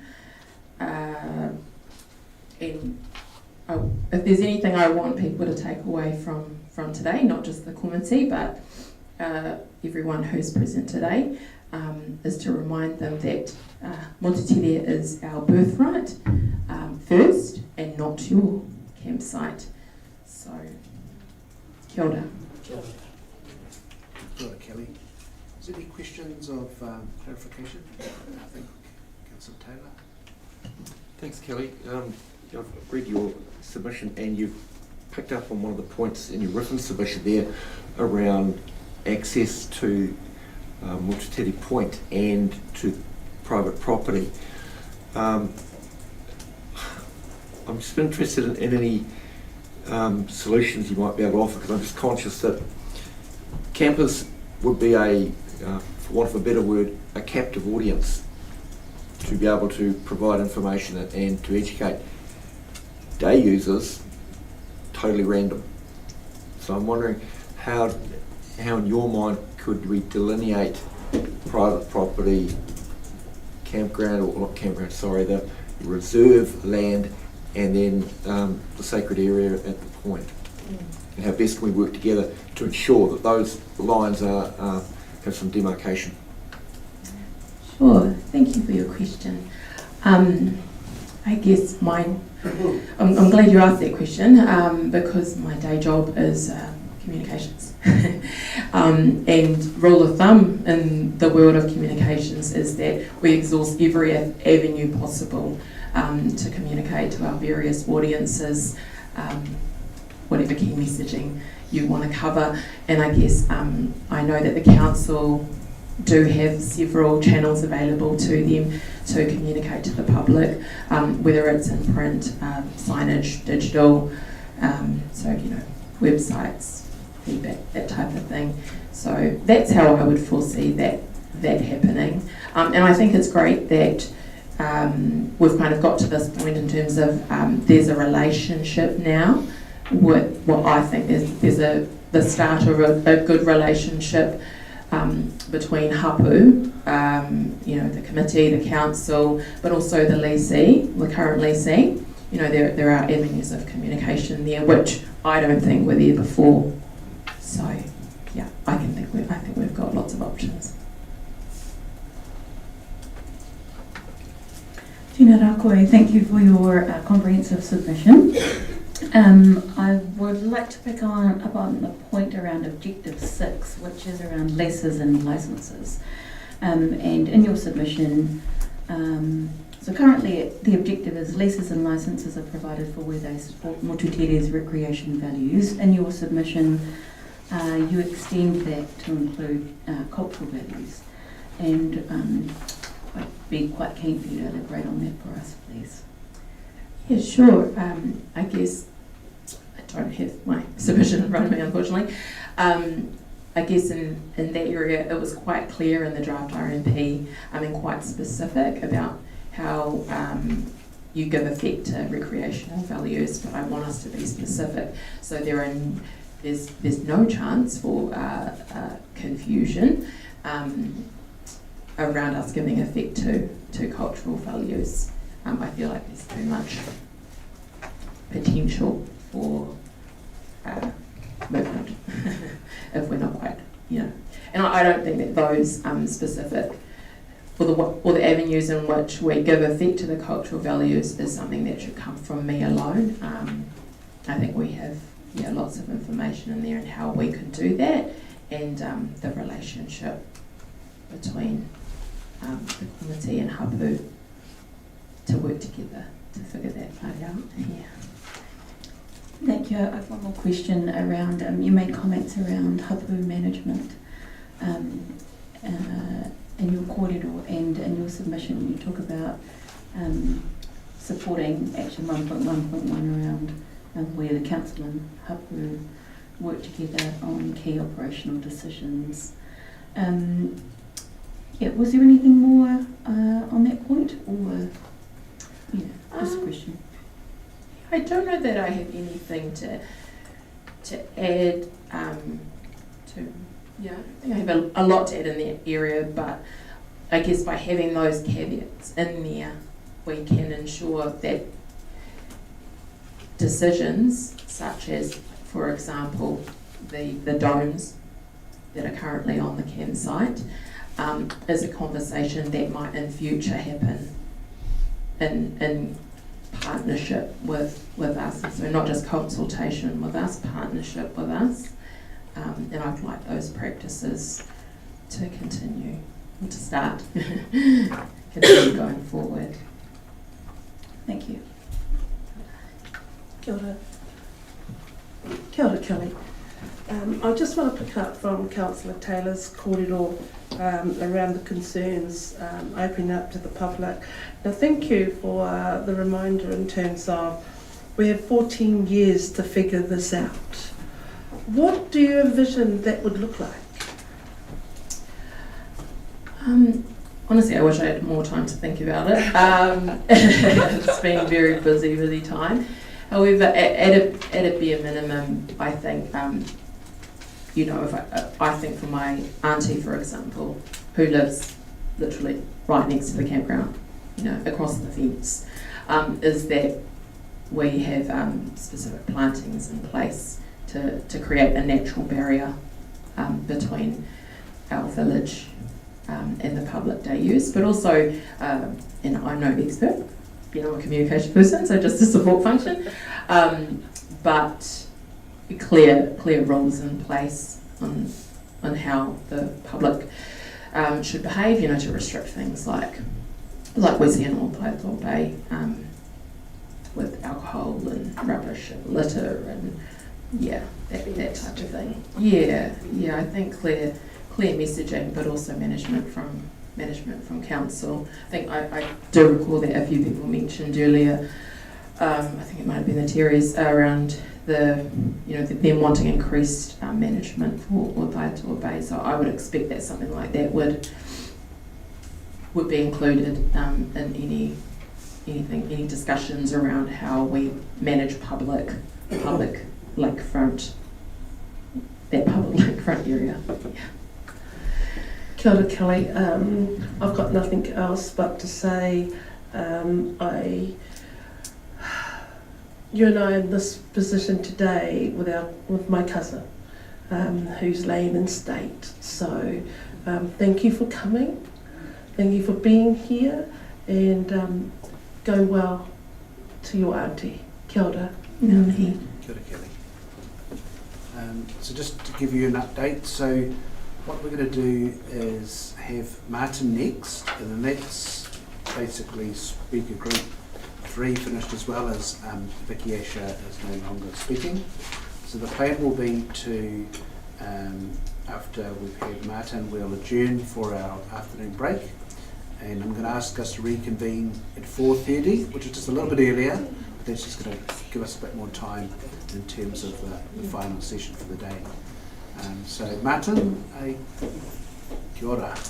You're still muted, but kia ora. Hey, you know? Aye. Hoi no tātou, I didn't want this to be a Waikato show, but hoi no. Ko taku I mihi nā ki a kouta nā I whakawāte mai tēnei o tātou.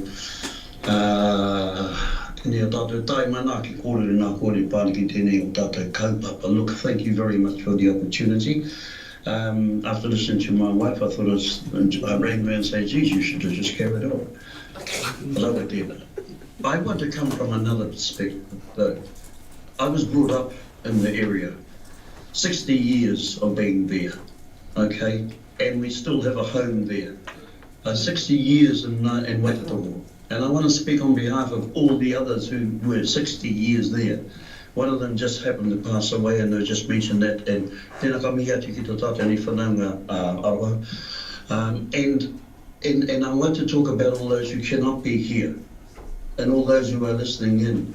Because this was our place. It always has been. But I always remember one time my mother saying to us, you know, way back in the time when the Crown decided to allow one of the royals to fish in that spot that is now Motutere and around to Mission Bay, they deemed it to be a really nice place. And according to the stories that I was told by my mum and by others, it was from there that the council decided they liked the place as well. So with the greatest respect to you all, that's what happened to our land. It went over to somebody else, and you can look up those histories all you like.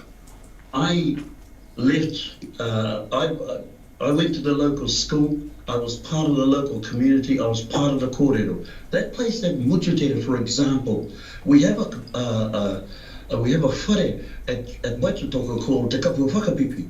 And what that whare is named after is the clouds that form. And when the clouds were formed back in the day, it meant that there was a warring party coming from somewhere. At that time, the people were taken to Motutere, put onto waka, our kids and our kuia and our women and our children, and taken out to sanctuary on Motutaiko. Now, that's the whakapapa that I was brought up with. That's the kōrero I was brought up with. And look, and I listened to all the stuff in here. I actually think that there's an opportunity with yourselves, but also with us. I'm going to leave you with a saying. It goes like this. E hara taku toa, I te toa taki tahi. Engari he toa taki tsini. So the decisions you make, please, are not yours alone. Work with us. Work with our people. Work with our people so we can actually come up with the responses, come up with that management plan that I've already read about 20 times. Hell, I spent the last 18 years as a director of the Ministry of Foreign Affairs and Trade dealing with Indigenous things around the world. I did not feel to come back to deal with this, but I'm pleased we are doing this. I'm pleased we are recognising, and Rachel and my wife Rachel and others, they pointed out things that have set us back. Please help us to rewrite those things. Please help us, talk to us about the direction. Yes, the big thing in there saying is let's get rid of the camping, but we're talking about overnight camping. We're not talking about having picnics, we're talking actually doing that whole place up, making it really nice so that the public and everyone else can enjoy it as well. We're talking about around the overnights. Across the road, we have incisions into land, that place expanded. When I came back after spending a number of years away, remember I left that place, Tongariro High School as a deputy principal, went back, as the head boy, and went back 20 years later as deputy principal. I know that place better than most. So I just want to say to you, e hara taku toa, I te toa taki tahi, engari he toa taki tsini.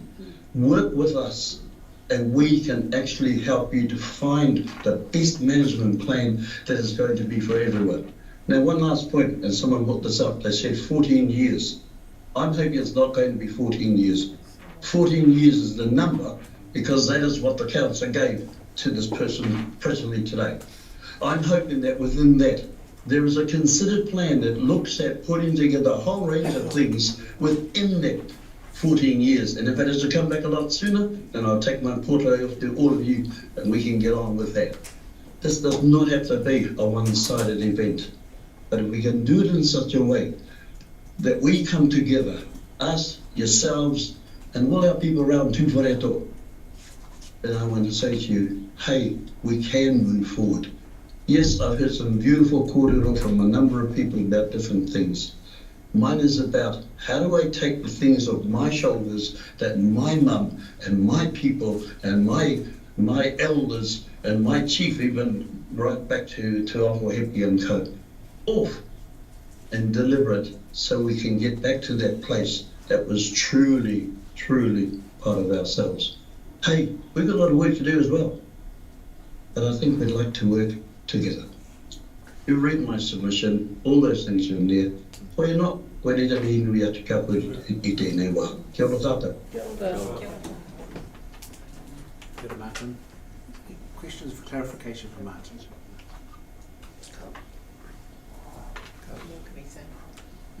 Awesome, thank you very much, Martin. Kia ora. So that's it for so Aromai. We've got one last call for Anna Wall. Okay, Okay, so that's speakers group 1 and 2 complete. We're now going to break for afternoon tea, including the lovely kai from Frida Cook, and then we're going to start again at 3:30 p.m. 4:30 p.m. So what is it? 3 or 4:30? 4:30 p.m. So we only had 2 speakers for speaker group 3. Yeah. We're going up to the Turangi Anyway, so to be clear, 4:30 p.m. Is when we'll be adjourned. No, you just said you'll shout us for lunch. Reconvene.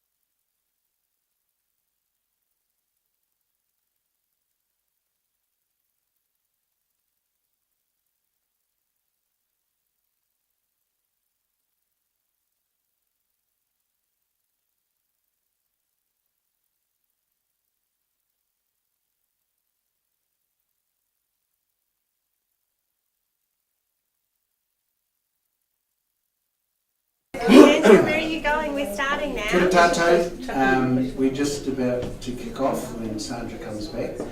So what we've got a couple of people who are just running a tiny bit late online and in person. So Hone's kindly agreed to come first, and then we're going to have Jeffrey after him, and then hopefully Mr. Tilton and some of the others either turn up or in person. So thank you for coming on a little bit early, Hone. Basically, we've been advising people advising them that we've read your submission, and we've read all the feedback from our staff as well. So we want you to use your time as well. And so if there are key points or areas of emphasis or just some other quarterly you want to add, this is your opportunity. And then once you've done you only get 5 minutes, and we've got a bell, we're just going to run out at 5. And then you may get some questions or points of clarification after you've finished from some of the committee. Kapai? Can you hear me, Hone? Can you hear us? Looks like we're on mute. Oh. He's on. Carrie's got it. I reckon that's a no So is the microphone, is our microphone muted? Yeah, we're muted. We're muted. Sorry, mate, first day. Can you hear us now, Hone? So I just did this beautiful speech that this was. So I'm going to read you my beautiful speech. One job, mate, one job. So my beautiful speech, Hone, was thank you for coming on a little bit early for us. So you get 5 minutes to talk to your submission. We're recommending to everybody, don't reread your submission because we've had a chance to read it properly. We've looked at some of the feedback from the staff. It's an opportunity, I think, to do some emphasis on matters, any other key points you think that you might have missed out, anything else, you've got the full 5 minutes. And then after that, sorry, if you get that far, there'll be a bell. Otherwise, we'll then ask, there may be some questions or points of clarification from our committee in terms of some of your kōrero, but otherwise that's it. So take it away. Kia ora tātou, tēnā koe te hamana e Danny o tira koutou katoa. O tira tēnā tātou e hui mai nei. Tuatahi, kai ta mihi ahau ki nā kai kōrero I mui ahau. Ki ta kai karakia I whakatūwharea tēnei hui, tēnei rangi. E hiko maa ko no tūwhare tō ki kawerau ahau. Me nā hapu katoa e noho ana ki raro I ta marumaru pūtau aki maunga. He uri ahau o Ngāti tūwhare tō. E ai ki te whakatau ki o ta haukāinga ki kawerau mai te awa te atua ki tauhara. Ko tēnei whakatau ki nā te timatana o te hīkoi me te hono o Ngā Toroirangi mai tūwhare tō ki kawerau ki Ngāti tūwhare tō ki Taupo. Peka atu ki te whare nui a te kapua Pakipipi. Ko oku whakupapa o ki toto hoki ki oku whanau no Ngāti te Rangi-ita ki wai te toko mā te tūpuna a te Rangi-ita. E ke mai atu whare tō rawa ko te pai ki tāwhiti, kāputa ko rongo mai te nānana. Heke iho ki a hine mihi, ki a ta Rangi-ita, ki a ta mamutu. Tō reira tēnā tātou. Thank you for the opportunity to present my submission on behalf of the kaupapa for the Motutere area. So I really also want to mihi to our rangatira, our pāpā, our ariki te tuatahi ki a timu te hehe, o tira ki te pāpā te kanawa pitiroi, ka hoki te mahara.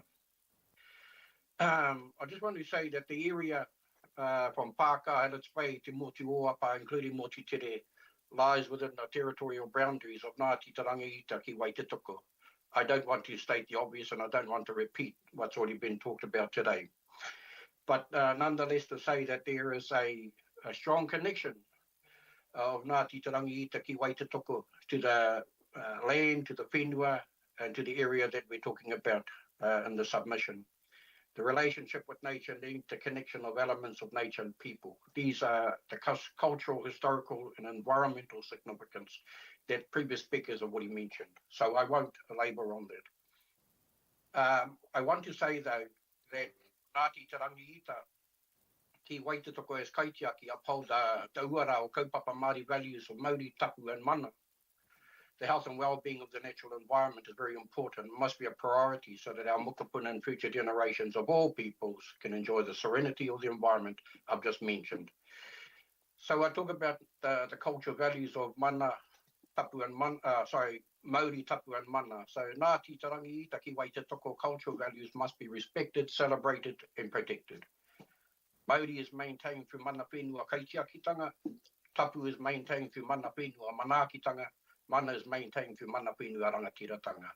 So for this committee and to ponder on, and I know you've already read my submission, thank you very much for receiving that, but I want to enhance it and permeate it with the following recommendations.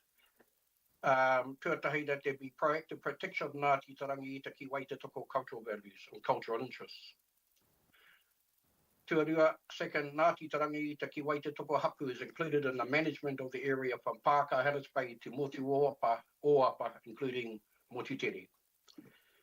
That there be a proactive protection of culturally significant wāhi tapu sites from Pāka, Harris Bay to Motuoapa. We know that located at Motutere Point is an urupa, a traditional urupa, and that there is at Te Pōporo another wāhi tapu, Bully Point, a special place of significance, if you like, for Te Ngāti Rangi-Ita ki Waitotoko people and hapu, and Ngāti Tūwhare tō whānui. And lastly, my final recommendation for this committee to consider is that Ngāti Turangi-Ita ki Waitotoko tikanga kaupapa Māori uara mātāpono values are respected at all times. And I might add proactively and not reactively.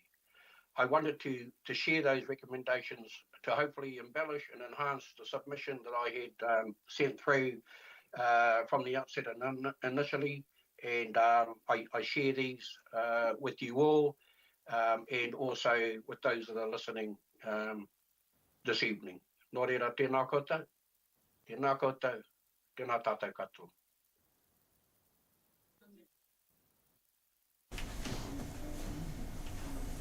Kore Hone. Is there any questions, points of clarification for Hone? Kaore. Okay. Thank you very much, Hone. Kia ora. You're welcome, Danny. Tēnā tātou.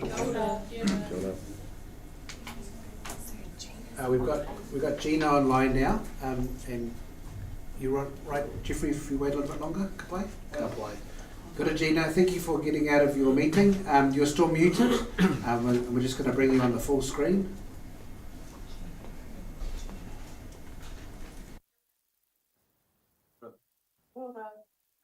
If you're ready to go. Okay. Oh, thank you for the time to speak to my submission. I would like to really highlight a couple of points. So I'm making the submission in my personal capacity. I'm not a representative of any group. I'm not a representative of the hapu. I'm speaking on behalf of my family, my children, my grandchildren, my mokopuna. And our desire to re-establish a relationship with the Bay. For as long as I can remember, my elders have talked about the importance of Motutere.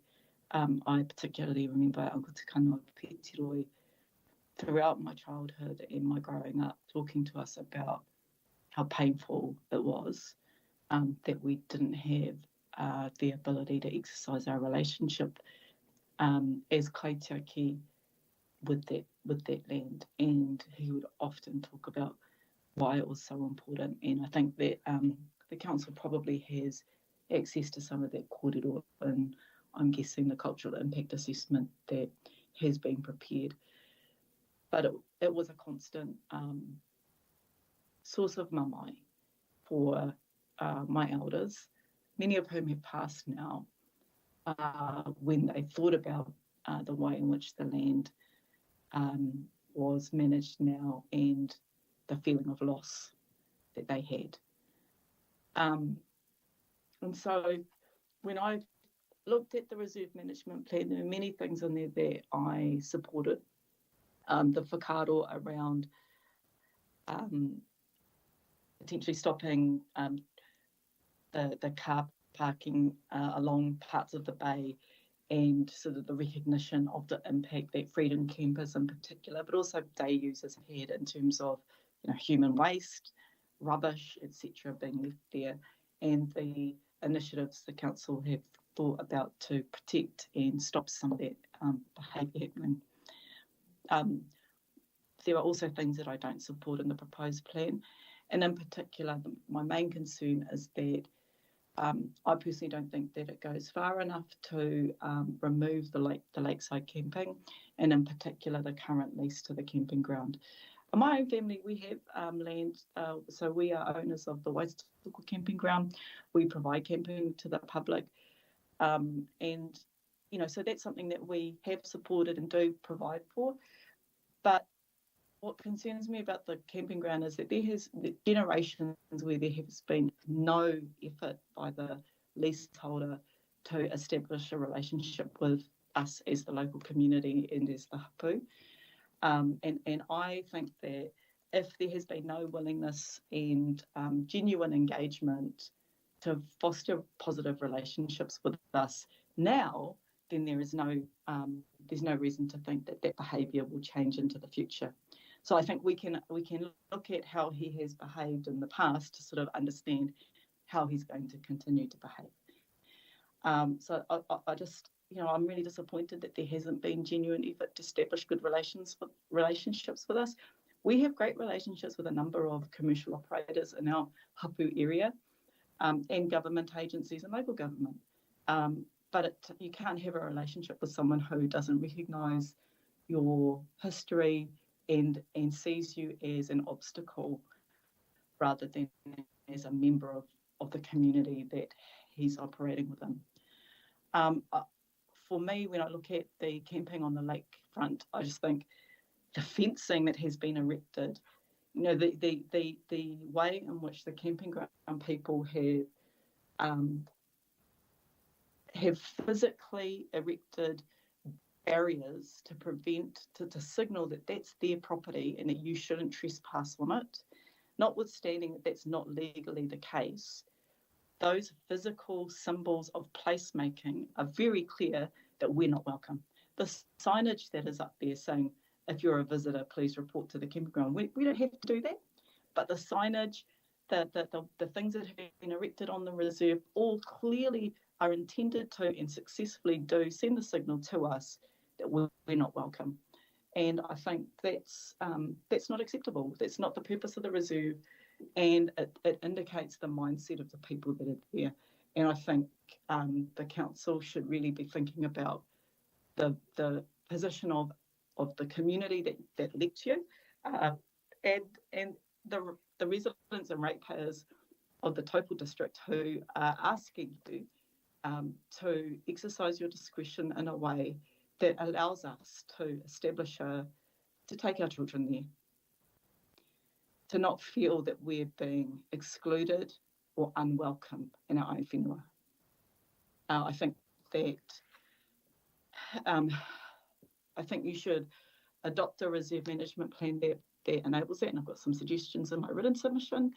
But more than that, I think that the way in which you deal with the renewal or the granting of a new lease should be front and centre. What are the interests of the district? Not preferencing the existing leaseholder who does not have a right, who presumably had legal advice that explained very clearly to him what his obligations were under the Overseas Investment Act, who explained very clearly to him the limits of his legal rights under the current lease. He knew all that when he took it on. So to complain about it now is, I think, completely out of line. He knew the limits of the rights that he had. He has had the benefit of those, and he's not entitled to a preferential treatment that diminishes the ability of your community to participate in that public reserve and in our waihe tupuna. So I'm very happy to take any questions if you have any. Thank you for that, Gina. And just your daughter is in the audience with your parents. You might be able, not be able to. Sorry, I can't hear you, please. You might not be able to see on the screen, but your daughter's at the back of the room with your parents. Get it, darling.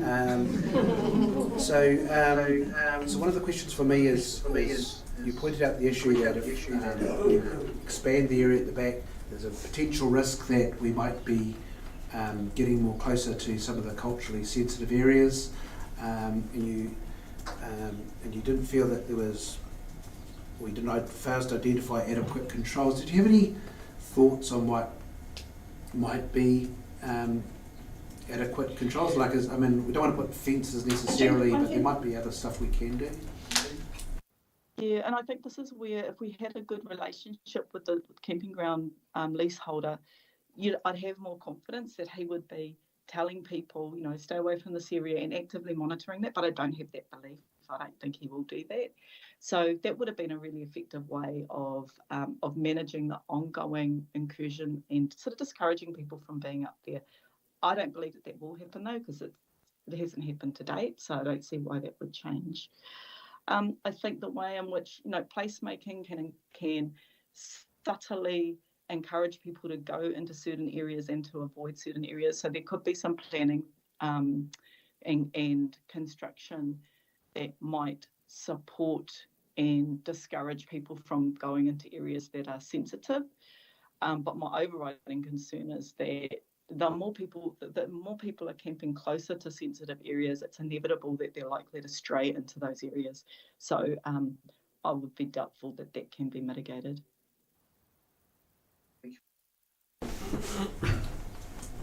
Jane? Tēnā rā koe, thank you for your submission. I have a question in relation to Objective 6 and leases and licences. Can you hear me okay? I can. I'm not sure. I'll just pull up. I have my submission in front of me, but you might need to remind me what Objective 6 is. Yep, no problem. So it relates to leases and licences provided for where they enhance Motutere's recreational values or recreation values, and you've disagreed with that and also made some comments around protecting cultural and ecological values. Similar to Danny's question, I wondered if, and you make a comment around the effects of building and earthquakes. There has been an attempt to put in sort of a control around the construction process, but it's actually the ongoing effect of people camping that also has effects. And I think I don't have any proposed wording, but I could probably think of some and send some through if that's useful, or your staff could suggest some proposed wording. But it's more about sort of understanding that yes, construction has an impact, but also the activity of camping has a day-to-day impact as well. And it's that, you know, whether people are being encouraged or discouraged to stray into sensitive areas. And so I think the plan needs to include a criteria around that addresses not only the impact of the construction period, but also the impact of camping itself.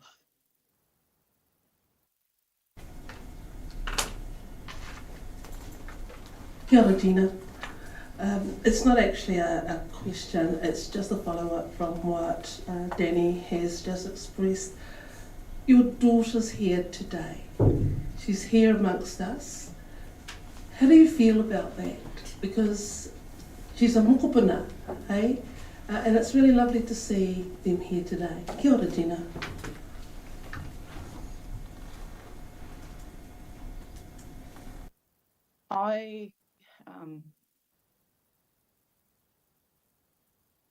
The more generations we have that are physically separated or unable to exercise their relationship, the more impacted we are as families, as uri of Te Whare-toa.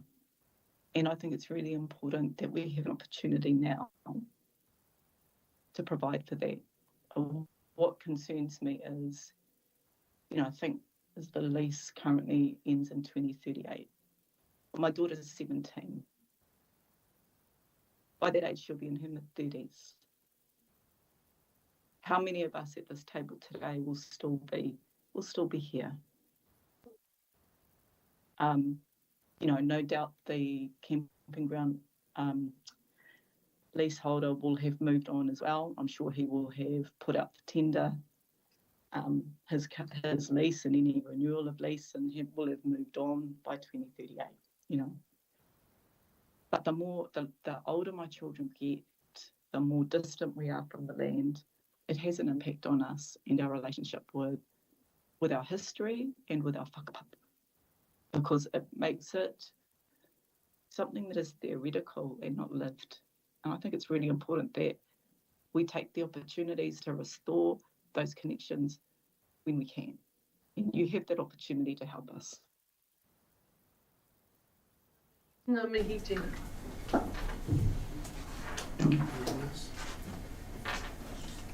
Kia ora, Gina. Thank you for your time today. Kia ora, thank you. So I think we're going to now ask Tina Parot.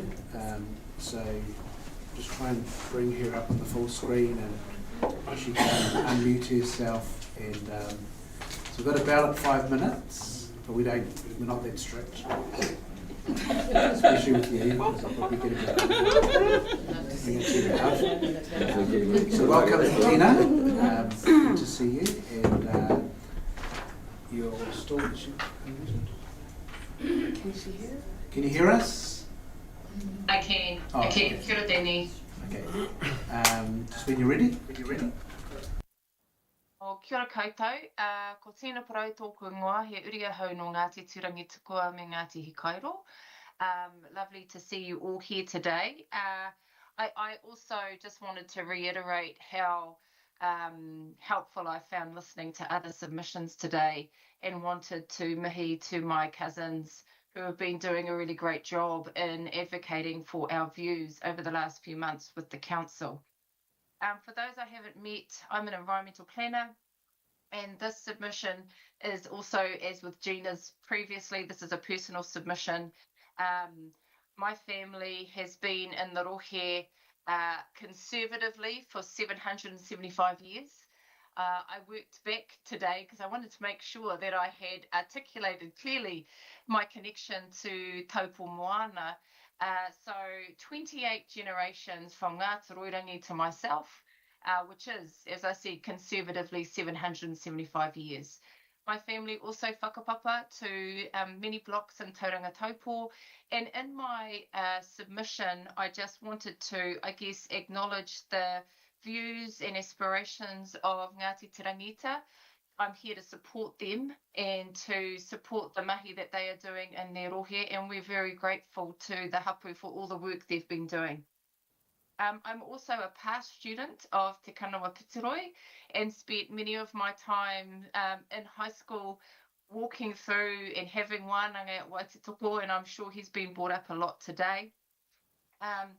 When I was thinking about the submission and the one that I provided written, I was reflecting on some of the kōrero that I know has been shared with you about what happens when the campground creates a disassociation between the hapu and the wai, and how that can have intergenerational impacts.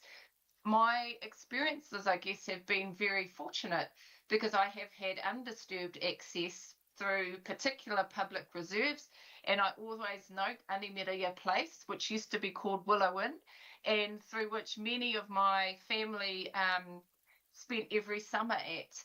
And my great-grandmother, Te Rei Te Tāmara Grace, had a beach at the Delta, at the Tongariro River. And so I have been very fortunate, and didn't realise how fortunate I was, to have unimpeded access to my moana, and as a result have had a rich relationship. And so when we talk about the campsite and its ability to block our whānau from access, and I'm not just talking about us, I'm talking about the community as a whole, I think that's a real challenge that the council should really focus on. My other key point is about the overwhelming range of submissions that have been provided to the council on this matter. Now, after years of working with the council, I know that submissions processes are often fraught in that people don't participate. And we often take the views of a few submitters as the voice of the whole, and that is how the council often makes its decisions. So I want to be really clear about what these overwhelming number and quality of submissions from people who are clearly against the extension of lakeshore camping at Motutere. So what that scale of approach that is being created for the council requires is an equity around how you're listening to those views. Because if I go to a tūwharetoa wide perspective, I'm also the chair of the Lake Taupo Forest Trust, 32,000 hectares. We are one of your single biggest ratepayers. Tūwharetoa as a whole owns close to 65% of the entire district, and as a collective, we are your largest ratepayers. So I think it's important to ensure that you're getting the scale of the response. It isn't just about numbers, which you have seen in vast amounts for this submission process, but it is also about impact and influence. And so the council should be, I think, really considering very specifically the importance of such a clear and articulate response to this reserves management plan. The other point I guess I wanted to make was a personal one. I have 3 nieces, Fearon Te Rangi Koaia, Alex Taime Meharangi, and Tamara, who are all Tane Hine Tāpura, and who are all mokopuna of that particular whenua. Now, we don't whakapapa in the same ways to that lake, but I have been privileged to be with my nieces when they have lived with their nanny, who does live there. And so I asked them before I came here about what their experience was. They actually live next door to the campground. They would swim in the in the lake. And I asked them, what was it like growing up there with your nanny next to the camping ground? And they said that it was always a real uneasy feeling of like you're going to get a growling. Now, my girls are 18 and 16 now, but when they lived at the lake, they were in their early teens. And so I said to them, what was it that was making you uncertain and uncomfortable in your own whenua and your own way? And they said it was because they felt they would get a growling at any minute for swimming past a certain point from outside their house around to where the camping ground was. And I just want to reiterate what Gina talked about around placemaking. Those signs, having people who felt like they had purchased the right to be there to the exclusion of others creates a tone. And I don't like the fact that our mokopuna, my nieces and all of our mokopuna who live there, feel like they can't actually swim in the lake of which Ngāti Tūwharetoa has so generously shared with the world as a result of our relationships in this country, that they should feel uncomfortable. And that's an effect and an outcome for anyone, whether they whakapapa there or not. To feel uncomfortable is not how we as tūwharetoa want to exercise our ability to manaaki those who have come into our rohe. So I just wanted to, I guess, finish on making sure that we are focused on the spirit of the reserves and how they have been, I guess, framed within the council's jurisdictions, to re-emphasise that Ngāti Te Rangiita did not cede anything, and that they are still the land owners in my eyes, but also the kaitiaki of those lands. And finally, I think just around some of the comments earlier, around swimming versus boats, behaviours, those are all things that can be managed. I often swim at Animiria Place. When I say often, I mean every single year of my 48 years I've swum at Animiria Place, and I've complained about boats the whole time. I've complained about the fact that I am, in competition with tractors bringing their tractors down to the lake, and I can't afford a boat. None of my family really can afford a boat, and so we have learned to coexist with those other communities that do have boats. So I don't think that's a reason to exclude this particular proposal that has been put forward by the hapu at all. So just on those notes, again, thank you very much for having this process available to us, and really appreciate the work of Ngāti Te Rangita as a whole. So kia ora.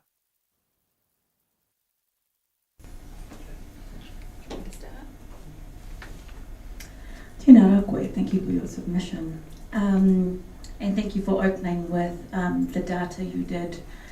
We've been able to trawl through 608 submissions, and 87% of those have sent us a clear message around opposition to lakeshore camping. Your submission was very clear, as was your kōrero and articulation. One thing that stood out for me though was you talk about whakapapa and connection, and you talk about we have those memories because we have had access to our moana. You talk about your girl's birthday, who's now 23, and you talk about those memories for which I know and felt. So I really wanted to reinforce that I have heard your message clearly, and if there was anything more to add, although I've heard it very clearly, I welcome that. Ed.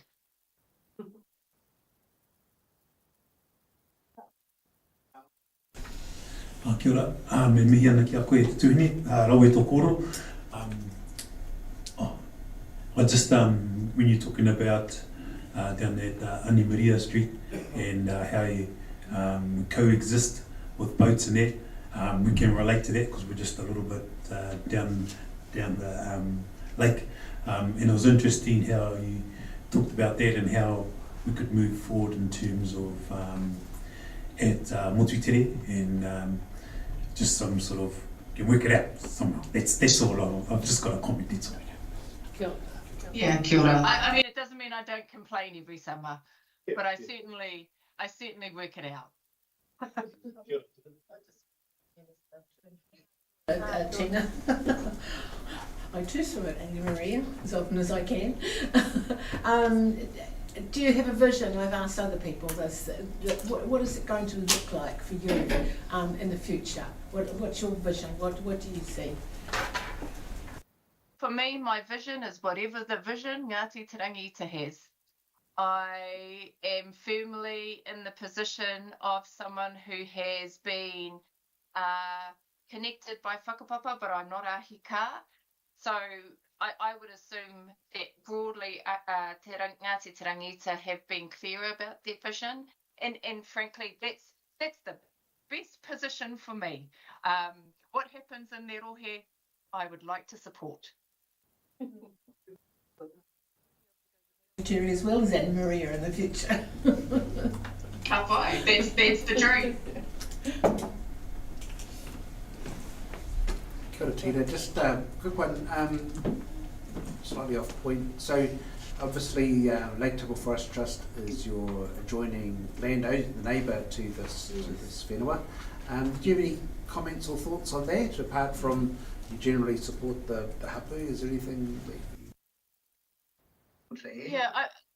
I mean, I think the Forest Trust has always had a, I guess, close neighbour relationship, and we've had some, not issues, that's too strong a word, but we've managed some of the clearing in those areas.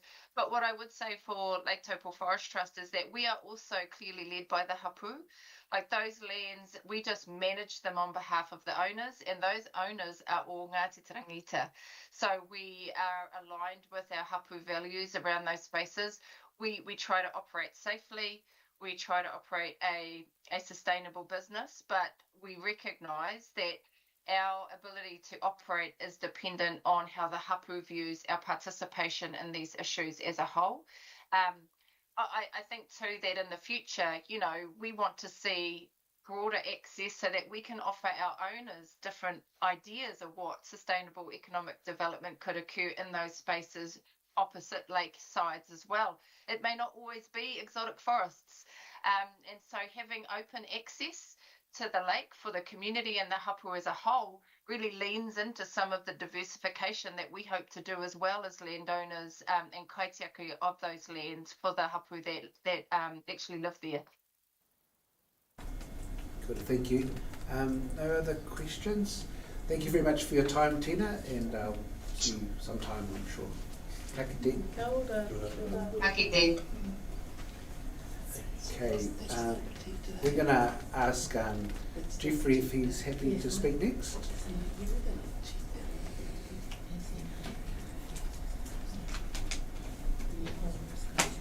You're allowed a support person next to you if you want one.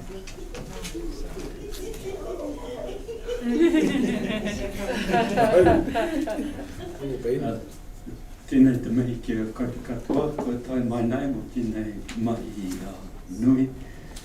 Tēnei te mihi ki te haukainga, tēnā koutou katoa, ngā tā o te rangi me ngā tangata katoa ko tai mai nei.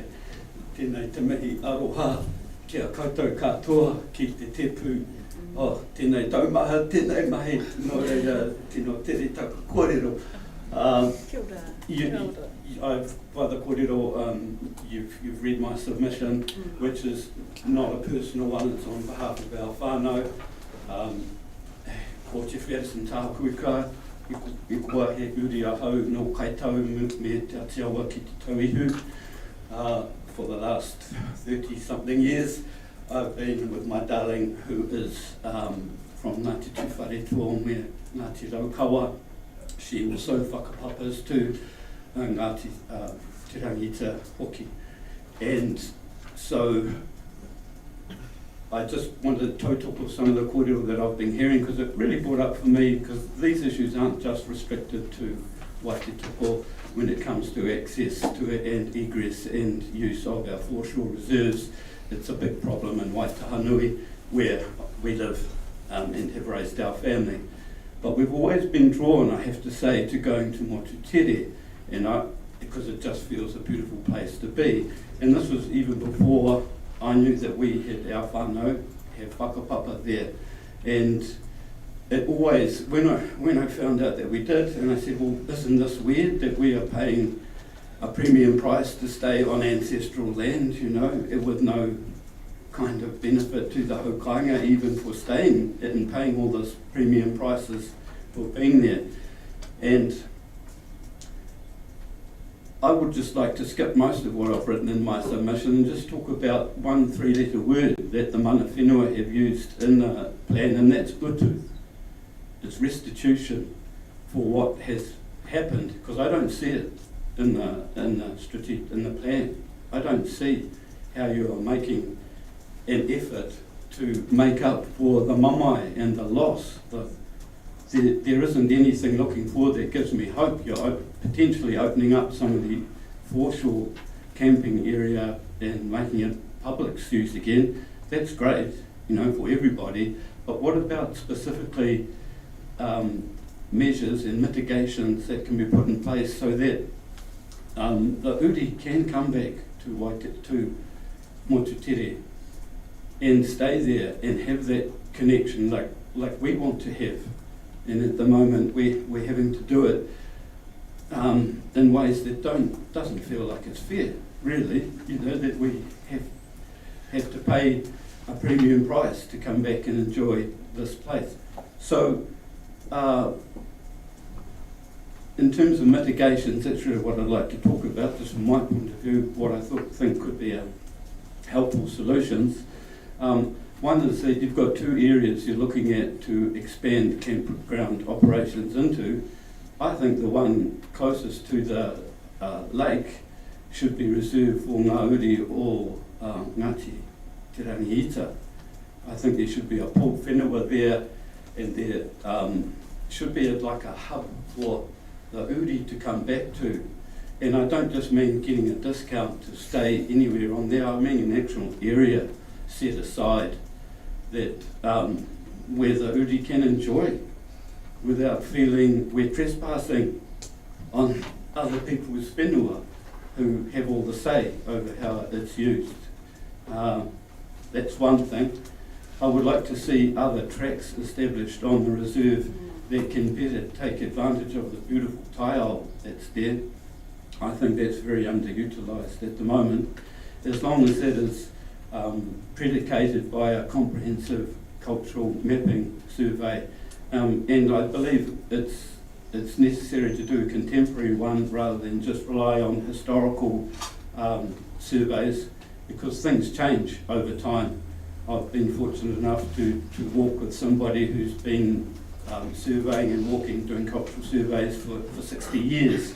And when he first went to Motutere, before there was even a campground, a lot of the original features that have been there, the historical features, they were just bulldozed when the campground was made. So much has already been lost because there wasn't any, wasn't any care or due diligence given to the heritage features that were there. And as we have discovered off track, there is much that is still there. And it's these tonga, the kurahuna, that I'm concerned about, and not just the ones that are on the reserve, because there's a lot more that are in the surrounding lands. And that was a good question to put to Tina, in terms of, because you can't just put a fence around a place and say we're going to take care of this, but not what's around it. You know, and there's a lot of very important cultural heritage around the reserve as well that that I think could do with the same kind of aroha, in terms of it's not just doing it, it's coming up with identifying what the threats are and what the recommendations to mitigate those threats to all these taonga. That, to me, I haven't seen a document that is full and comprehensive like that. That would really help inform a lot of people as to what actions need to be taken, if any, to protect them, because they are disappearing. And sometimes it's a natural disappearance, and sometimes it's because pine trees have been planted too close to a bank and the winds come along and push them along, and 4 ancient whare have been destroyed because of that. So, and these aren't even documented. So that's kind of when I'm aware of seeing our precious Taupo-Kaingaroa no more disappearing like that, it just kind of goes, here's the bell rung. The bell's gone. Didn't hear the bell. 5 minutes mean just like that. But all I'd like to say is let's keep this talk going, the dialogue, the kōrero, whenei te kai o te rangatira, and I do feel that we're at a time and a place now, and it's very encouraging to see haukainga on the tepu as well, because that to me is what partnership is actually about, being on the same table with the same mana, you know. So, kia ora. Kia ora. Kia ora, Jeffrey, thank you for that. Is there any questions, clarification for Jeffrey? No.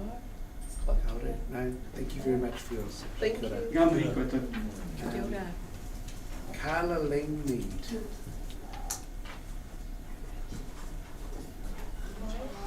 Okay, so Carla was going to speak online, and then we understand as Mr. Dalton's not available till 5:30, so it's just about 5:15.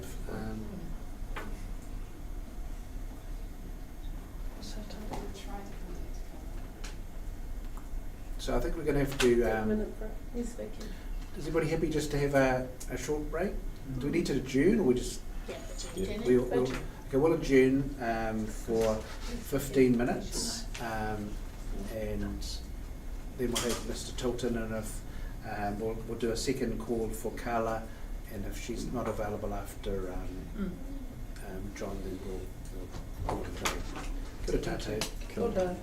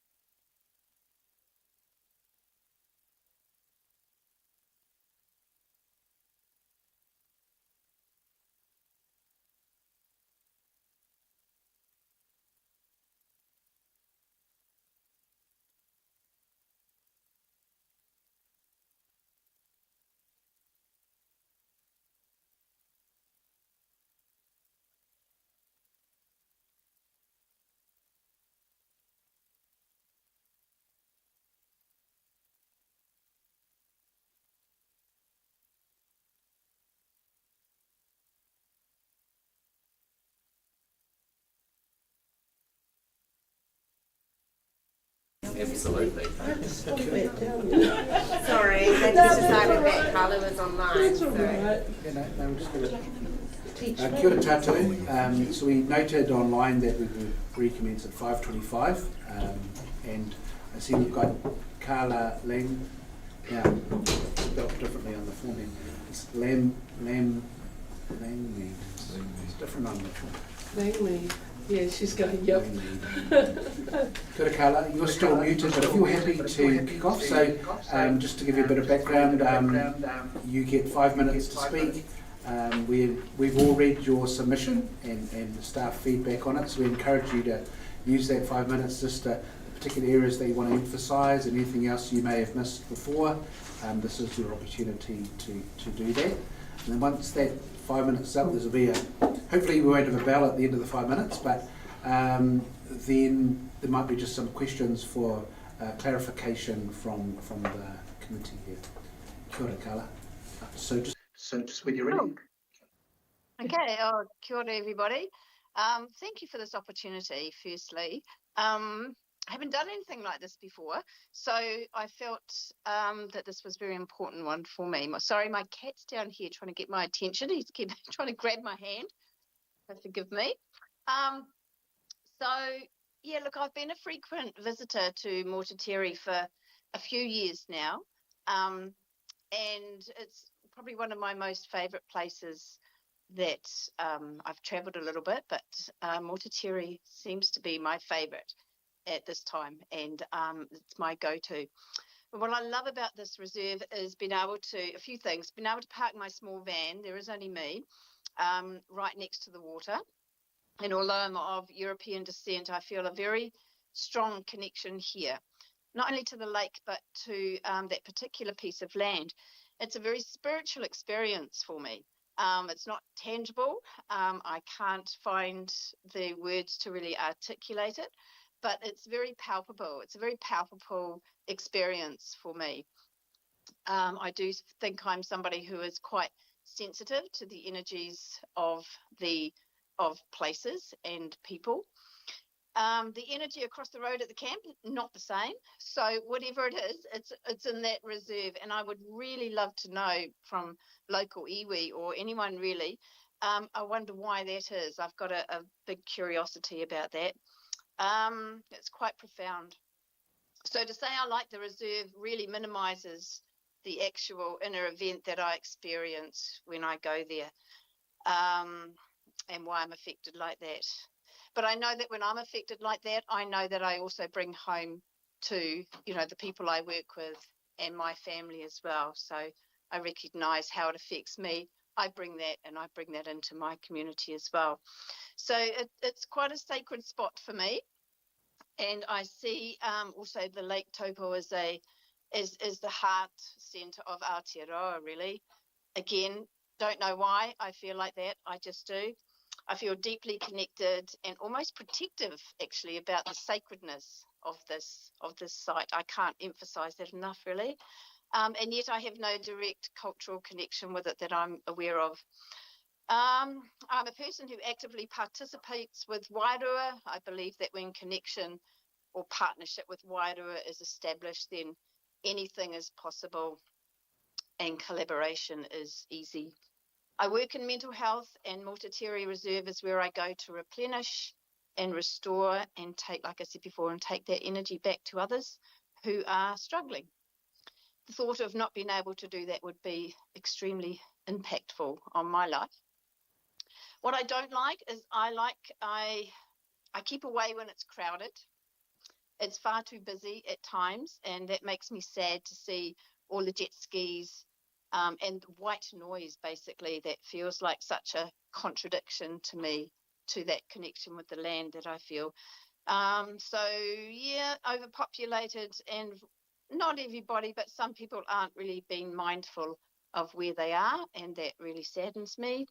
It's almost like when the crowds, during COVID, the land, when the crowds are gone, the land can breathe again. I don't like seeing the permanent sites lakeside. I feel this needs some regulation or changes I would like to see with that. And I have no idea where the middle ground might be in any proposed changes, but I would like to see a plan which acknowledges all people who feel connected here.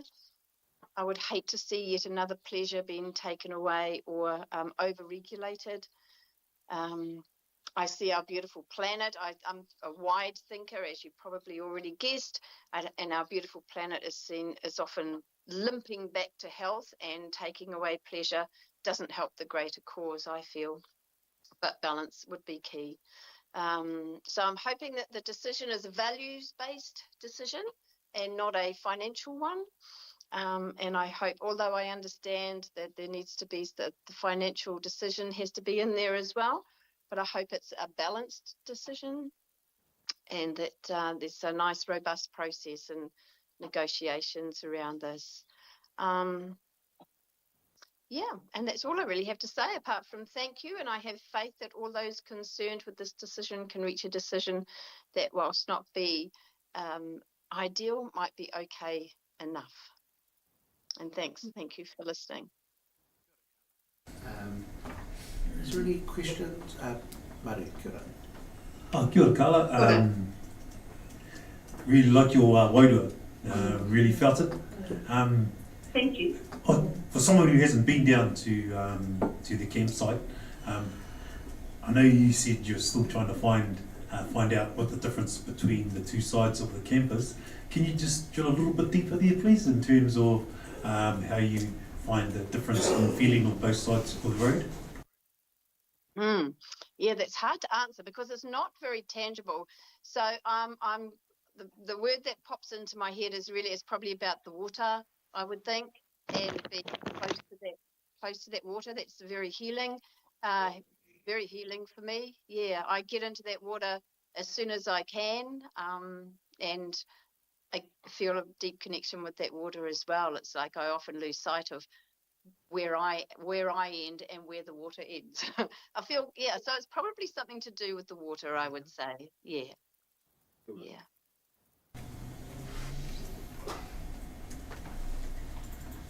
Does that answer your question? Yes. Tēnā koe. Tēnā koe, Carla. Thank you for taking the time to make a submission and to represent it today. I guess it's a comment, but also a question to elaborate. We've heard a number of themes today, one being health and well-being, and that being at Motutere is uplifting spiritually, physically, emotionally, and you've certainly leaned into those words in your submission. Similar to Maru, I'm keen if there are any other insights into those points you make. Well, that's interesting because I haven't heard anybody else's submission yet. So it's really nice and validating for me to hear that others are having similar experiences there. Is that right? Yes. Nice. Well, thank you. Carla. So I don't know if there's any more questions. Just a comment from me, I think. So the earlier submissions, or speaking to those submissions, is all recorded. So you might, it might help answer some of those questions that you had, including some of the equitable wairua and their connections as well might be useful. Nice, thank you. But thank you for giving up your time as well, Carla. Kia ora. Kia ora. Thank you so much, and I look forward to hearing what the result is. Yeah. Okay. Thank you. Okay. Bye.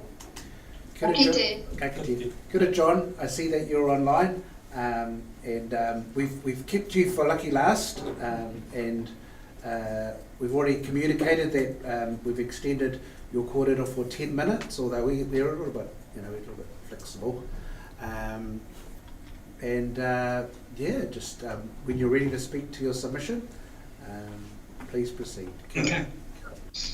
Okay, thank you very much. You can hear me okay? Yep, okay.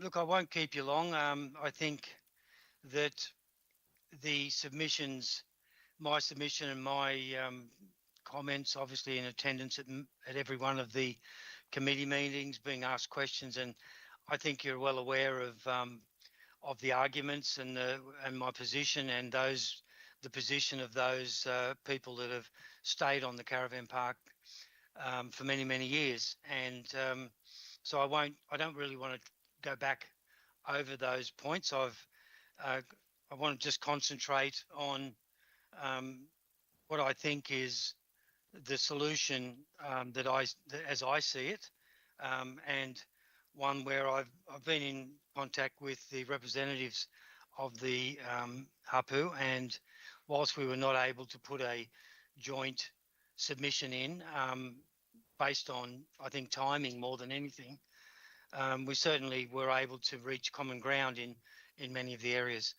I would just say that one of my, I think, observations that I'd bring to this committee is that the lease and the extension of the lease and what is in the lease is very important, not only to me but to the plan of management. So the plan of management is designed to guide the lease. In other words, what the lease will say that the lessee must comply with all of the points of the plan of management, and that's a normal situation. But in my situation, I find it difficult because, I'll give you a good example. If I was able to have this lease extension and including the expanded area, which I don't think that's in question. I don't see any controversy over that. It would enable me to be able to show a real intent to move the infrastructure off the waterfront and to be able to move it to that area and occupy that, and develop that land for the motorhomes and others, and then just leave the tents in that is it southern, northern, eastern end of the holiday park on the waterfront. So I know that's the intent of the committee at the moment. That is the bottom line. But I know that this could be delivered a lot quicker for the hapu and for the council if I was to understand that was how the lease was going to go. But because I don't know that, and I understand why, it's very difficult to speak about that, and that's where the hapu and I had difficulty in wording something, because there's their point of view, and absolutely correctly, that the plan of management came before the lease.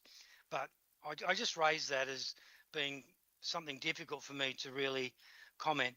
I'll go on to say, and I'll just add living here, I really just want to give it from my heart. I'm a visitor to your country. I'm a guest. I've been granted the wonderful task of managing Motutere for the last 8 years, and hopefully I've done that proud, and I wish to continue on for many years to come. My children are giving me the clear direction that they don't really want to sell the park. They want to keep going, and if that's the case, then that's the way it will be. So therefore, I don't think my opinion or my position, other than as a lessee, is as important as other people who reside in New Zealand and use that holiday park. And I listen to them every day, and their passion to be able to retain that camping on the waterfront. I've also listened over the last month or so to the hapu's opinion and their passion, and I sympathise with both parties. I understand where each is coming from, and therefore I really am stepping back from this and leaving it to council to make that decision based on all of the information that you've had. I'm disappointed. I'm not disappointed. I guess I was surprised by the intense lobbying of people to be able to lodge submissions against camping, and and that was, with the creation of that Facebook page, the creation of a website, the encouraging of people to come in and fill in submissions to be sent in to you. I find all that, I guess, quite amazing, and obviously there's a massive passion there. Again, I can't comment on that other than to say that the people on the other side of the argument don't have those resources. They're not able to come to you with the finances to be able to put up those websites and to be able to create so much interest that has been created via social media. And look, again, I will say that I wish to step back. You know my position. I will be absolutely working with whatever decision council makes, and I'll do my best to close the camping on the western, I think it is, end of the park as soon as I can, on the basis of obtaining an additional 33 years on the lease and the expansion area, because I think realistically it's a very, very good resolve to exhibit.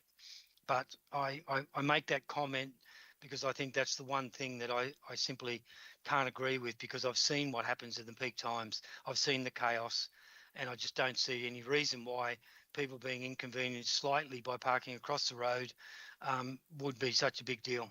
Anyway, again, that's one for the councillors to decide. But overall, this has been 12 months of people giving you feedback. I've listened to it all, and I've heard both sides of the story, and it just comes down to one thing, and that is whether or not tents on one half of the reserve are offensive enough to remove them in 2038, or whether or not the council sees itself as a means by which they can keep that camping available for people who come and visit your country for years and years to come. Again, that's for you. I will make one final comment. At the last meeting, it was very, very prominent. It was very, an important point that was raised by council, that the Department of Environment, is it Minister for Conservation, the Department of Conservation were opposed to camping on the waterfront. And that came from a local representative, and that letter was put to council, and you as councillors were briefed by the staff that this is what their favoured position is. Well, I'm sorry to say for those people, but I contacted the minister himself and have in writing a statement that says basically that he has no view either way and would support camping if council decided that was the way it was to go, and again he would support it if it was decided that council would close it. In other words, there is no position that was given to the councillors at the last meeting, and I'll lodge that letter from the minister with the staff, and they can pass it around. But basically, that was the outcome of my approach to the minister. So look, I'll say it finally, that whatever council decides in relation to the future of camping, I will support, and I will do my best to work with the Hapuan Council to implement whatever decision you make. And I thank you very much for the time to speak. Good, John. Yes, thank you for sending us a copy of that letter or email. It's very useful, I think. I'm just going to open up for just questions of clarification. Councillor Greensway, do you have thanks, John. Thank you very much. And I appreciate your work that you've done and the time that you've actually spent, because it's not the first time that you've talked to us and the time that you've spent with it, and it has been very comprehensive what you've done. The one question that I've got, and I have made a few notes down here on things that I thought were important that you talked about, but one of the things that I want to just hear your comment on, the last sentence in your submission is about loss of revenue with the closure of the waterfront camping area.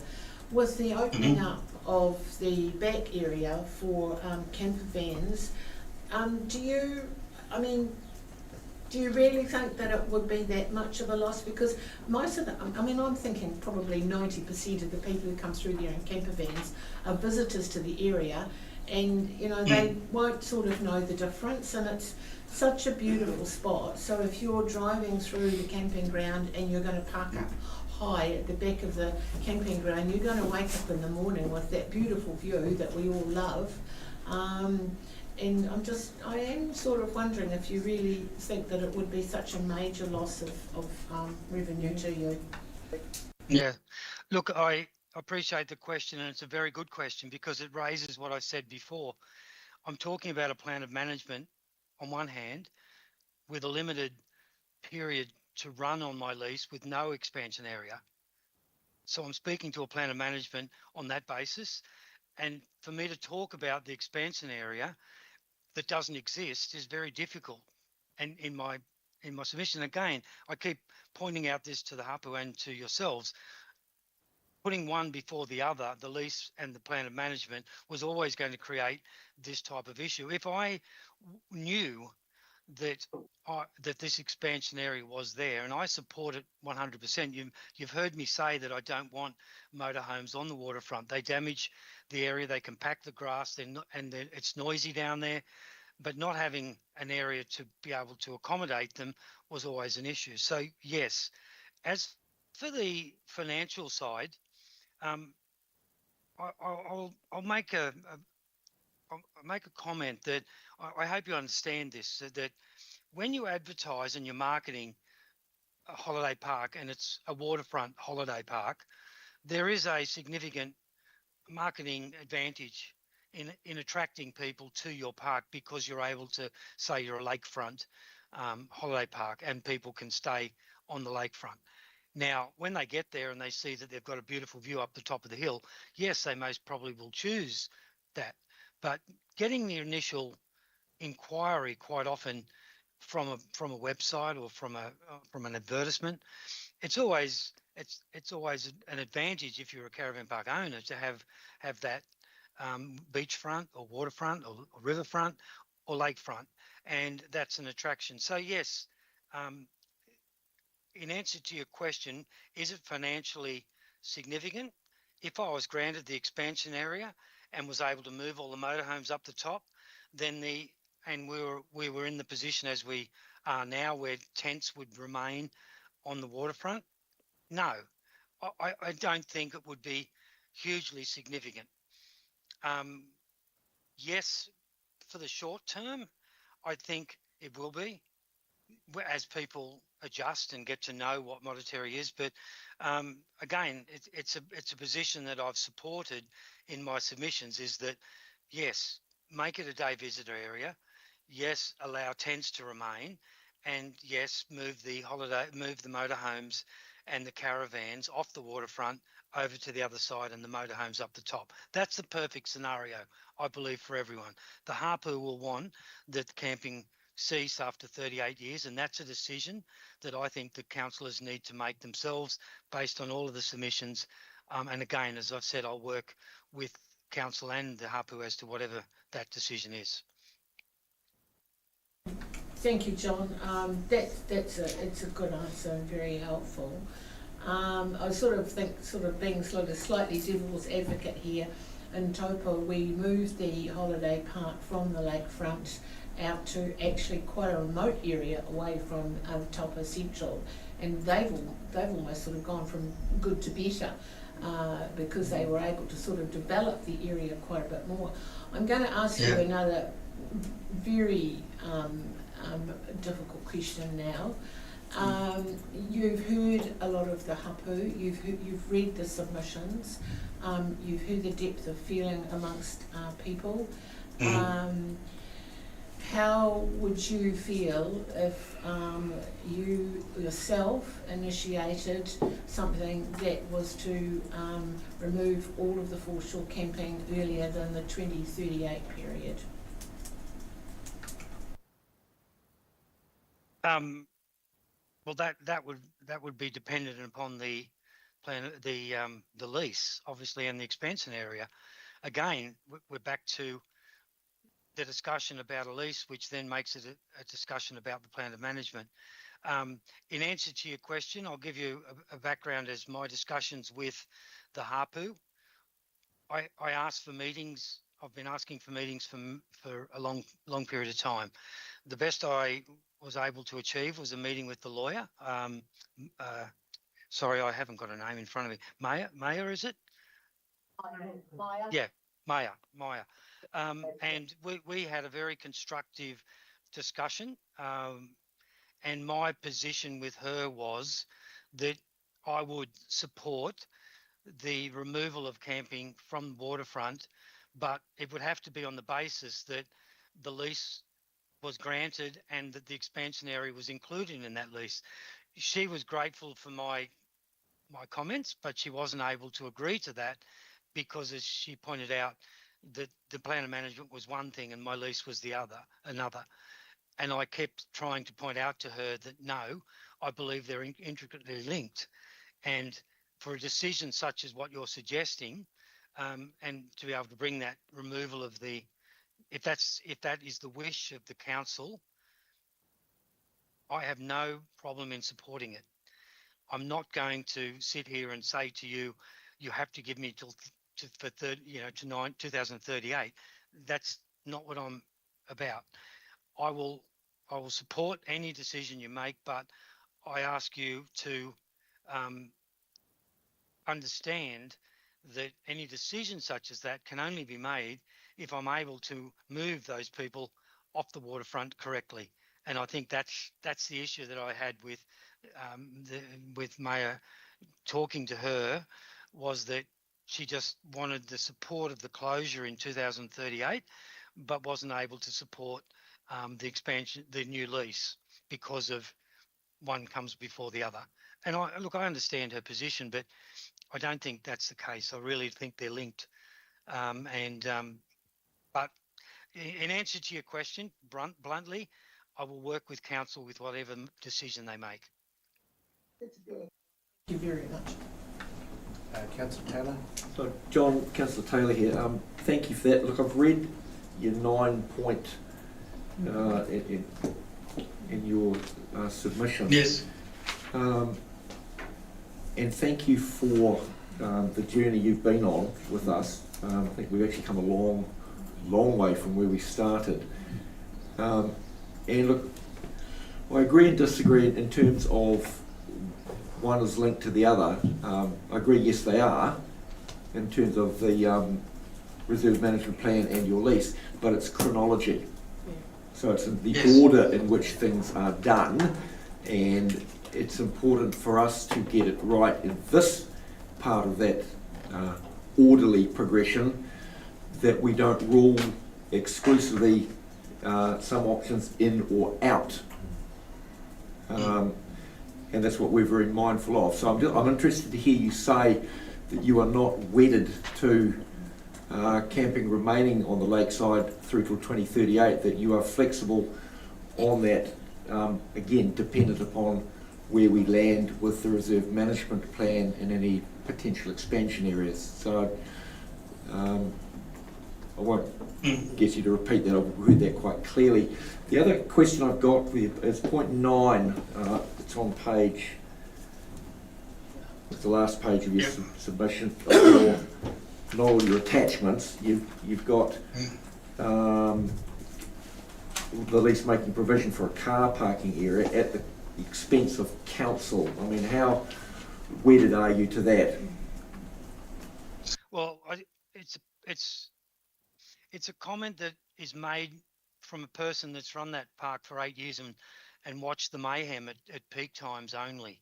And that is that there's so many boats and trailers, and they park their cars and their trailers everywhere. I think that you should be launching your boat and you should immediately move your trailer across to a car park that we've identified the area for it in our walk around and our discussions with the council staff. So the council would just build that public trailer parking area, so that it would be within, most probably within the lease area, but certainly something that you just construct and allow for the public to use. That's how I sort of read it, or how I thought it would happen.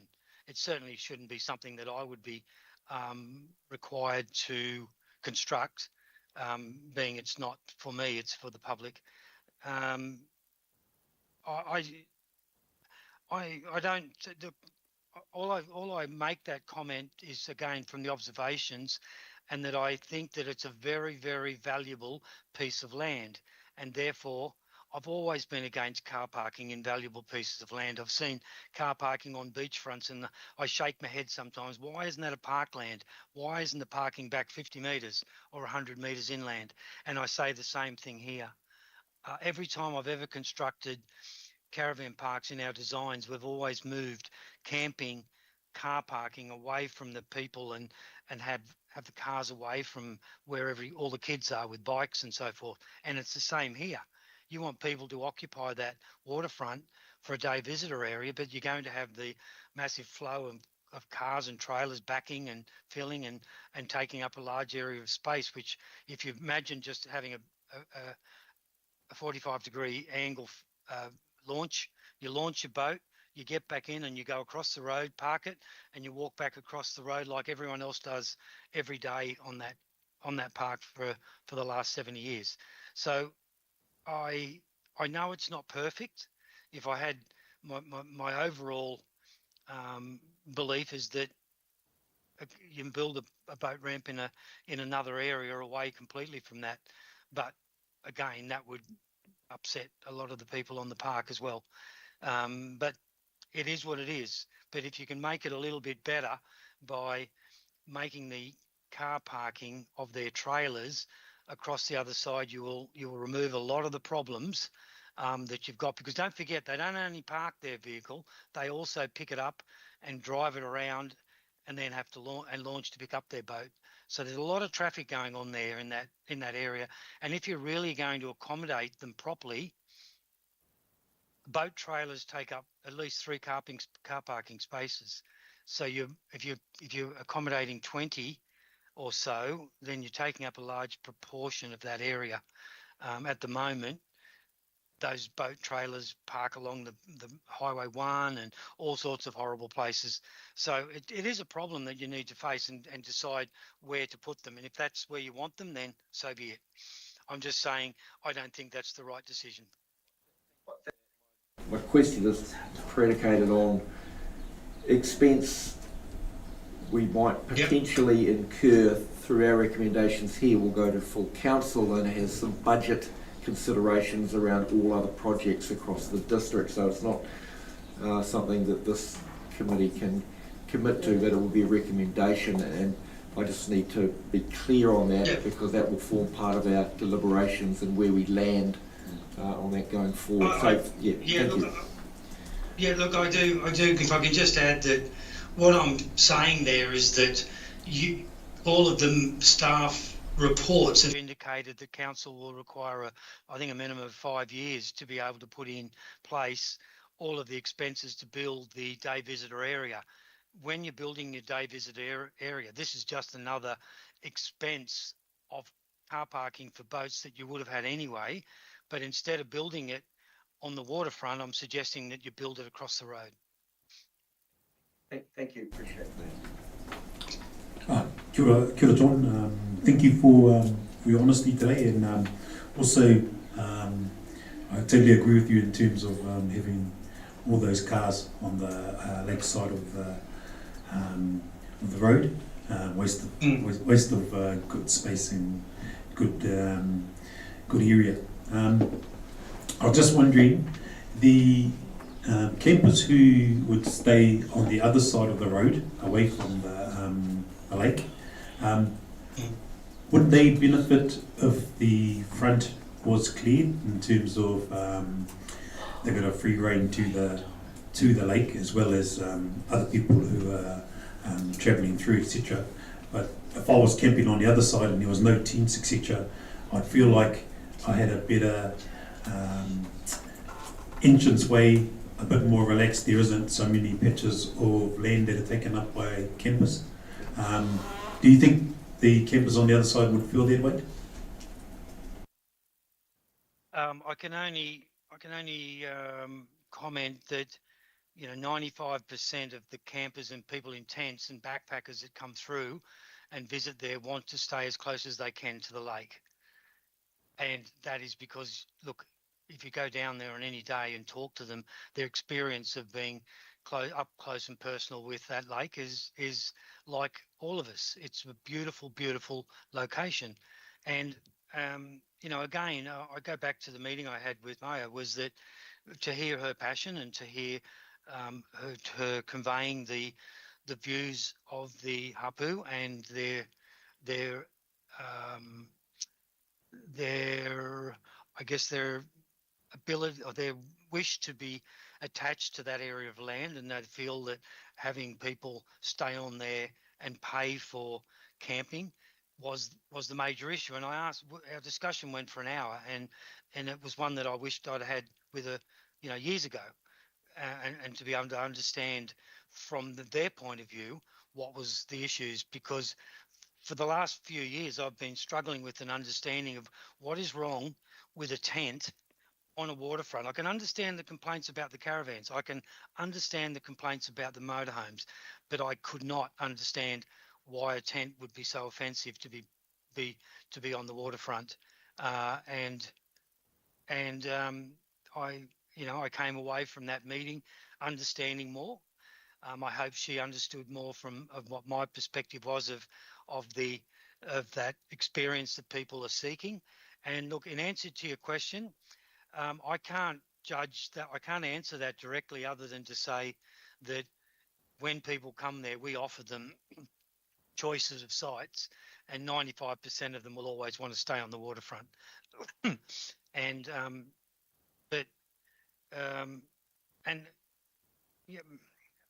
for the last 70 or 80 years, that experience has benefited tourism. It's been an amazing attraction to my business, and I would hope that it would continue on. But in saying that, I will make the reservation that I understand better the views of the hapu, and I will support whatever decision council comes up with.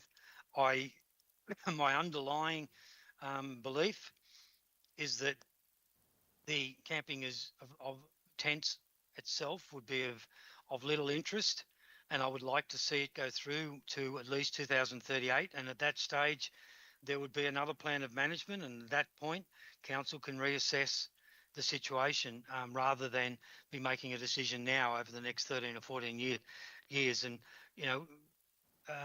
take time to think about that. And if it is the case, we have a plan of management every 10 or 15 years, so there'll be one due around that period. And if the feelings have changed, then so be it. Again, going back to the previous question that I received about would I be supportive of closing the camping earlier, I would say that if there was a clause within the plan of management that said, in the event that a lease is granted, a new lease is granted to the lessee, that it include a requirement that camping be closed at an earlier date, subject to the expansion area, then I would support that. But that's not one that I can. Again, we've got this chronological problem, and you can understand what I'm saying. If that plan of management doesn't say that, and the lease is silent on it, then it comes back to completely my discretion. Whereas if the plan of management of which I have to adhere to includes a provision that provides an earlier or a closure in 2038 or an earlier closure subject to the expansion area, then I guess then we get past the chronological problem, because the plan of management includes a point that addresses a new lease and then binds me to a commitment within that plan of management. I hope I've explained myself well. I don't know if I did, but if anyone wants to.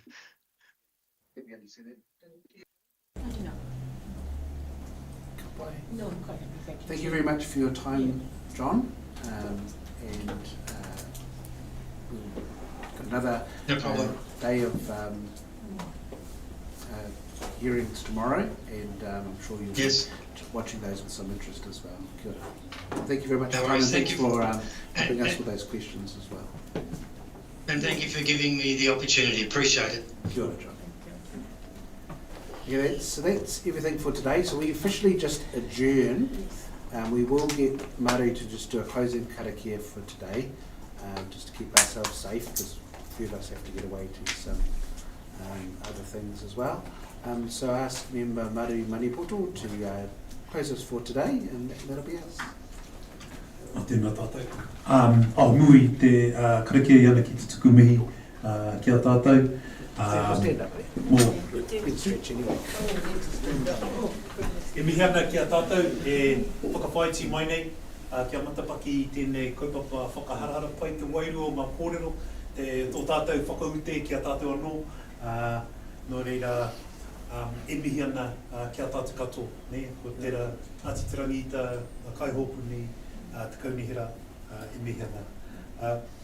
Unuhia te urutapu nui a tāne, kia wātea, kia māma, te hinenaro, te tinana, te nākau, te ara takatū, koia whakairi ake ki runga, kia wātea, aira, ua wātea, haume, ui e, tai ki e ho.